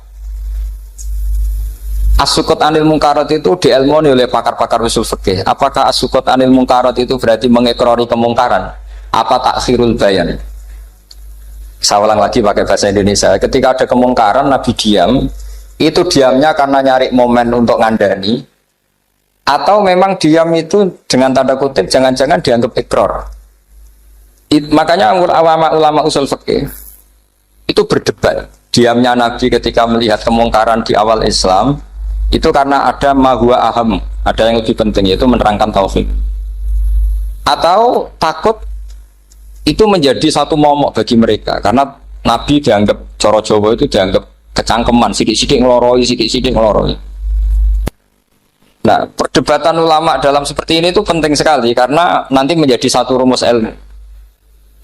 Saya berkali-kali berpikir gini, misalnya Anda punya keponakan atau punya anak pacaran. Ada Pak D yang keras sekali, mesti marah. Itu nanti ponakannya nggak sempat dikandani karena main saja nggak berani, mesti Pak D itu marah. Karena ini Islam garis keras atau garis lurus atau apa nggak tahu. Pokoknya punya garis.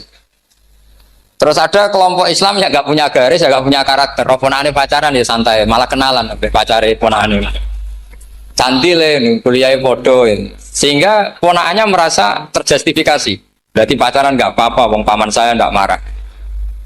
Natijahnya pasti sama. Yang terlalu mudahanah, yang terlalu baik, hasilnya tidak didik sama sekali. Karena seakan-akan mengakui bahwa itu tidak apa-apa. Yang keras sekali hasilnya juga sama, nggak didik sama sekali. Karena dolan we rawani, kapan didiknya? Nah kira-kira seperti itu. Yang nggak mau berteman sama orang-orang maksiat juga hasilnya sama, meskipun atas nama kebenaran. Aku mau kancanan orang maksiat, ngotori. Hasilnya sama, nggak mau mendidik. Tapi yang mau ngancani juga bahaya kalau terlalu keseringan karena juga aku kenal kiai ratu diloroi berarti gak popo kan gitu. Nah ini PR besar dalam umat Rasulullah Shallallahu Alaihi Wasallam. Tadi saya diceritani Mbah Jamal berjuangnya di sini, nata dari kampung yang macam-macam menjadi kampung baik. Dulu saya Duki di Lasem ya gitu. Mbah Mun dulu ya sarang dihimpit 2 kampung yang masalah. Tapi lama-lama terus jadi kampung yang baik lewat tarbiyah, luar biasa. Maka ketika kemungkaran kita biarkan, itu namanya apa? Namanya itu kalau dalam usul fikih itu takhirul bayan. Apa? Mengundurkan, memberi apa? Penjelasan. Karena sekali tidak dengan definisi ini, nanti takutnya dianggap al-iqrar alal mungkar, dianggap ngakui kemungkar.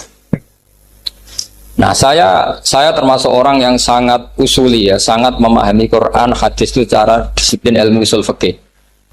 Nah, kenapa itu satu keharusan begini logikanya? Saya ulang lagi, Nabi jadi Nabi itu 23 apa? Itu yang menyokong beliau jadi Nabi itu orang Nasrani dan orang Yahudi. Karena itu satu-satunya perangkat yang harus dipakai. NU belum ada, sama nggak usah GR bela Nabi. NU pas itu belum ada. Maulid Nabi itu yang kangelan tuh Abu Lahab, bukan pengurus NU. Sampai sekarang dalil Maulid itu masih pakai Abu Lahab. Jadi ini ya NU itu termasuk organisasi yang luar biasa. Abu Lahab ya jadi dalil. Jadi Abu Lahab dengar kalau iparnya Abu Lahab itu iparnya Aminah, iparnya Sayyidah siapa? Dengar Aminah lahir nggak punya suami, saking senengnya candalemnya beliau itu dimerdekakan. Ya setidaknya untuk hari Senin tak sebut beliau karena pas soleh. Nanti Selasa Rabu sudah itu dimerdekakan. Saya yang kiai kecil saja nggak bayangkan kalau pagi-pagi tidak punya anak dalam yang bikin kopi siapa, yang mencucikan siapa, yang nyapu rumah. Tapi Abu Lahab saking senengnya punya ponakan itu dikasihkan, sudah Suwaiba kamu pakai saja, sudah biar melayani kamu, ngurusin kamu. Jadi saya bayangkan hari itu Abu Lahab itu mungkin bikin kopi sendiri, nyapu sendiri demi. Nah itu sama Allah dikenang sehingga yukhaffafu anhul adzabu yaumal isnan itu masyhur. Idza kana hadza kafiron jaa dhammuhu bi tabbat yadahu fil jahimi muhal lada ata annahu fi yaumil isnaini daiman yukhaffafu anhu lisururi bi ahmada famadzannu bil abdil ladzi kana umruhu bi ahmada masruran wa mata muwahhidan. Ini Abu Lahab yang kafir, hormat Maulidur Rasul saja dapat takhfiful adab, apalagi yang mukmin. Jadi itu satu-satunya dalil Maulid, itu dalilnya Abu Lahab. Ya makanya terus kita itu dibully sama kelompok sebelah, dalil kok Abu Lahab. Tapi saya pastikan awal Islam itu yang menjadi perangkat nubuwah itu hanya Yahudi dan Nasrani. Karena yang lainnya nggak tahu Nabi itu apa. Saya beri sedikit cerita, Nabi itu umur anggap saja kita ikut kaul yang 12 tahun saja. Sebetulnya ada beberapa perdebatan, ada yang bilang 9, ada yang bilang 12. Tapi yang debat tidak usah didengerin, sama-sama nggak tahu kok ngotot. Kadang orang debat yang lucu, sama-sama nggak tahu kok ngotot. Anggap saja 12. Nabi datang ke Syam. Syam itu ya sekitar Syria, Lebanon, Palestina itu Syam. Itu pertama yang tahu kalau beliau Nabi itu ya rohib. Rohib itu terjemahnya ya pendeta. Rohib, Bukhaira nemuin Abu Thalib, itu siapa? Ini anak saya. Terus ditanya lagi, ini siapa? Ini anak saya. Sampai 3 kali. Terus sampai Abu Thalib itu agak tersinggung. Memangnya masalahnya apa kalau dia anak saya? Terserah Ibu Bukhaira bilang gini, semua alamat Nabi pada anak ini itu ada semua, kecuali kecelakaannya satu, anak kamu. Loh, memangnya masalahnya apa? Karena alamatnya Nabi di Taurat dan Injil itu yatim, sementara ini punya bapak kamu, ini masalah. Jadi dilihat macanya sudah memenuhi kriteria, semua memenuhi kriteria, kecuali satu, karena punya bapak Abu. Akhirnya Abu Thalib ngaku, enggak, ini tidak anak saya, ponakan saya. Akhirnya diketahui kalau ini benar-benar calon Nabi. Pertama yang tahu siapa? Pendeta. Karena yang punya khazanah kitab samawi itu ya para orang Nasrani dan Yahudi. Sehingga Al-Quran meskipun pada akhirnya ngeritik Yahudi Nasrani, carakan Yahudi dan Nasrani. Karena satu-satunya yang masih punya kitab samawi itu Yahudi dan Nasrani. Meskipun sebagiannya sudah dirubah-rubah. Alamat pertama itu seperti yang diceritakan di berjanji afi ainaihikum, matanya dilihat. Terus perlakuan pohon. Saya pernah di pohon itu, pohon nubuah. Itu umurnya ribuan tahun. Itu kalau Nabi duduk misalnya di arah barat, matahari dari barat, normalnya akan kena kesetrong matahari. Itu yang rubah itu dahannya. Jadi Nabi itu orangnya lugu, duduk aja nggak mau mikir. Memang syaratnya Nabi itu nggak boleh mikir, harus umi itu lugu. Nggak boleh Nabi mikir besok makan apa, terus menjabat apa, itu nggak boleh. Itu udah Nabi, itu maklar itu. Nabi itu nggak boleh mikir. Makanya Quran nyifati Nabi itu makun tata drimal kita bualal iman. Kamu itu tidak tahu kitab itu apa, iman itu apa. Jika Nabi itu nggak bisa jumpa pers, nggak bisa. Nabi kok memaklumatkan wah saya tadi malu, nggak bisa. Nabi itu justru bagus keliru pertama jadi Nabi. Nabi pertama ketemu Jibril itu dikira malakul maut, dia lari ketakutan. Zamiluni Khadijah, saya ini takut, itu tadi ada malakul maut, saya takut. Sama Khadijah dikemulin.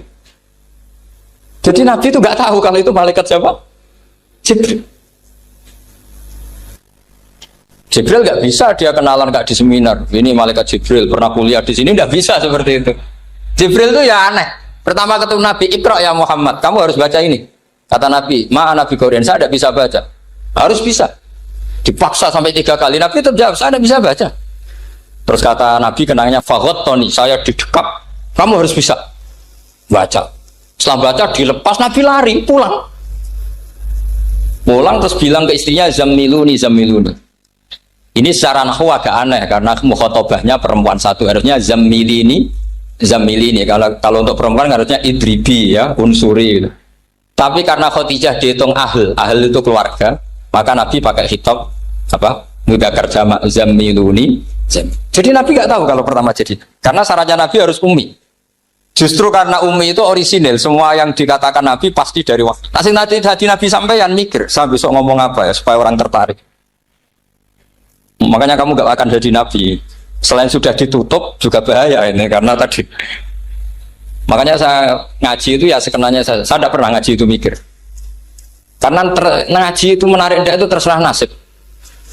Kalau nasib sedang baik, kamu tidak paham gini, wah Gus Bae ilmunya tinggi sampai kita tidak paham. Itu kalau nasib sedang baik. Kalau nasib tidak baik, ngomong sudah enak apa? Wah, sebulet toh. Jadi sebetulnya ini masalah qalb. Allah yang muqallibal qulub. Kayak kamu kelihatan serius itu kalau nasib sedang baik dianggap pemikir. Kalau nasib sedang nggak baik, wong kok merengut terus, mesti begitu. Kalau kamu nasib baik, sering guyon, mesti orang komentarnya alhamdulillah itu ceria, gampang syukur. Kalau nasib nggak baik, ya itu guya-guyu jelas kan gitu. Sehingga Nabi itu memang nggak boleh mikir. Sehingga diistilahkan makun tadri mal kitab walal iman. Kamu itu tidak tahu Muhammad kitab itu apa, iman. Justru itu bagus. Tidak tahu itu bagus kalau untuk Nabi. Kalau untuk apa? Sehingga orisinil datang ke Khadijah, Zamiluni. Jawabannya Khadijah lucu. kamu betul ketemu orang seperti ini makhluk seperti ini nih. Iya kata Nabi. Itu Khadijah itu kacaunya bukan main. Khadijah itu kacau. Khadijah itu kubro, masuk manaqib yang dicintai Mbak. Ini mbah-mbahnya Habib, ini Muhammad bin Anis. Khadijah bilang gini, ya gini saja mas. Suatu saat kalau teman kamu itu datang bilang ke saya, iya kata Nabi. Gak ngerti kalau ini dites. Suatu saat Jibril itu datang lagi. Nabi juga, ini loh temanku. Kalau bilang Jibril itu ini temanku datang lagi. Khadijah fahasarat an fakhidiyah. Masyhur itu di riwayat. Apa pahanya agak dibuka. Mas, temanmu masih, lari katanya. Terus setelah lari ditutup lagi. Temanmu datang lagi. Iya, datang lagi. Absyir ya Muhammad, kamu harus senang. Itu benar-benar kamu itu nabi. Jadi Khadijah punya sekian definisi. Kalau nabi betul itu melihat apa malaikat betul itu melihat aurat itu pasti lari. Jadi dibuka. Ternyata Jibril lari. Khadijah ini tidak tahu, yang tahu nabi. Nabi ya nggak tahu kalau dites. Kalau nabi tahu, kok ngene nak dites ya. Jadi ini mungkin jadi nabi itu nggak tahu kalau dites. Mas, kalau temanmu datang bilang saya. Setelah pas Nabi sama Khadijah, Jibril datang. Masyhur itu fahasarat an fakhidiyah. Dibuka, temanmu masih mas, lari gitu. Ditutup lagi. Sekarang gimana mas? Datang lagi. Kamu harus seneng, kamu Nabi betul. Karena kalau itu setan, wah mesti seneng nonton aurat kan. Itu Nabi tidak tahu kalau dites. Kalau sampean kan tahu kalau mau dites istri. Sampean mulai kato tong wedok liya, toko mesti bojo mbak servis untuk menutupi semua keburukan itu. Itu Nabi.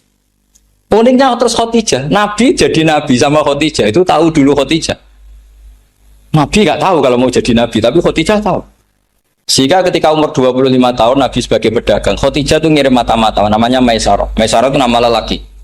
Saat tambahin lagi Maisarah nama lelaki. Nanti kalau kamu artikan nama perempuan, oh berarti Nabi kemana-mana punya perempuan. Enggak, Maisarah itu nama lelaki.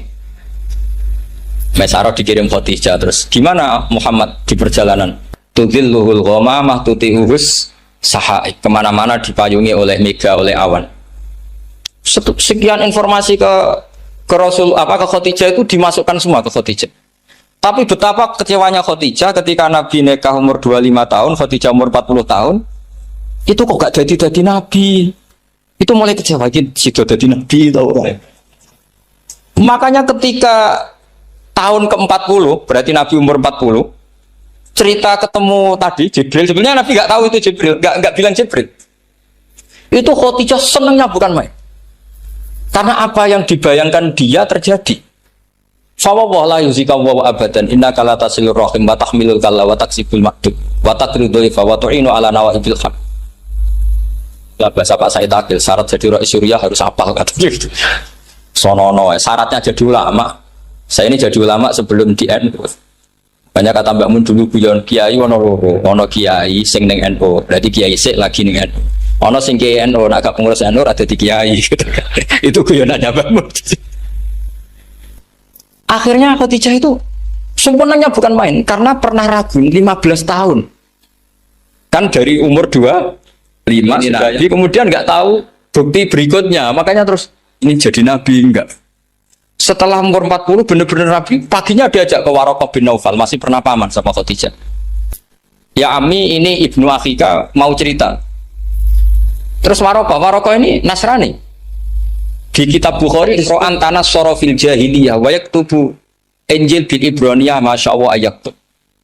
Jadi Waraqah itu penginjil, pendeta. Tapi nanti loh, kamu jangan salah paham. Terus kayak pendeta sekarang ada periode di mana Injil masih asli dan ada periode ini yang sudah muharraf. Itu kan dia itu lafaznya ulama sudah. Akhirnya Waraqah tanya, kamu ngomong saja ya Ibnu Akhi, manggilnya seperti itu. Akhirnya Nabi cerita ketemu Jibril, sebenarnya beliau nggak tahu itu Jibril cerita. Terus kata Waraqah, hadan namus alladzi ja'a bi Musa. Masih pakai bahasa namus, hadan namus alladzi ja'a bi Musa. Itu namus semacam malaikat yang mendatangi Musa. Terus uniknya Waraqah bilang gini, wa iyudrikni yaumukan ansuruka nasron mu'azzar. Andaikan saya menemukan hari ketika kamu jadi nabi, akan saya bila mati-matian. Kapan itu paman? Khina yusrijuka kaumu, ketika kamu diusir oleh kaum kamu. Nabi sebagai orang baik, makanya GR jadi orang baik itu ya boleh. Nabi sebagai orang baik itu tanya, awamu khrijiyahum. Kalau kiye-kiye mana nih, awamu khrijiyah ono ta iku wong sing ngetono ingsun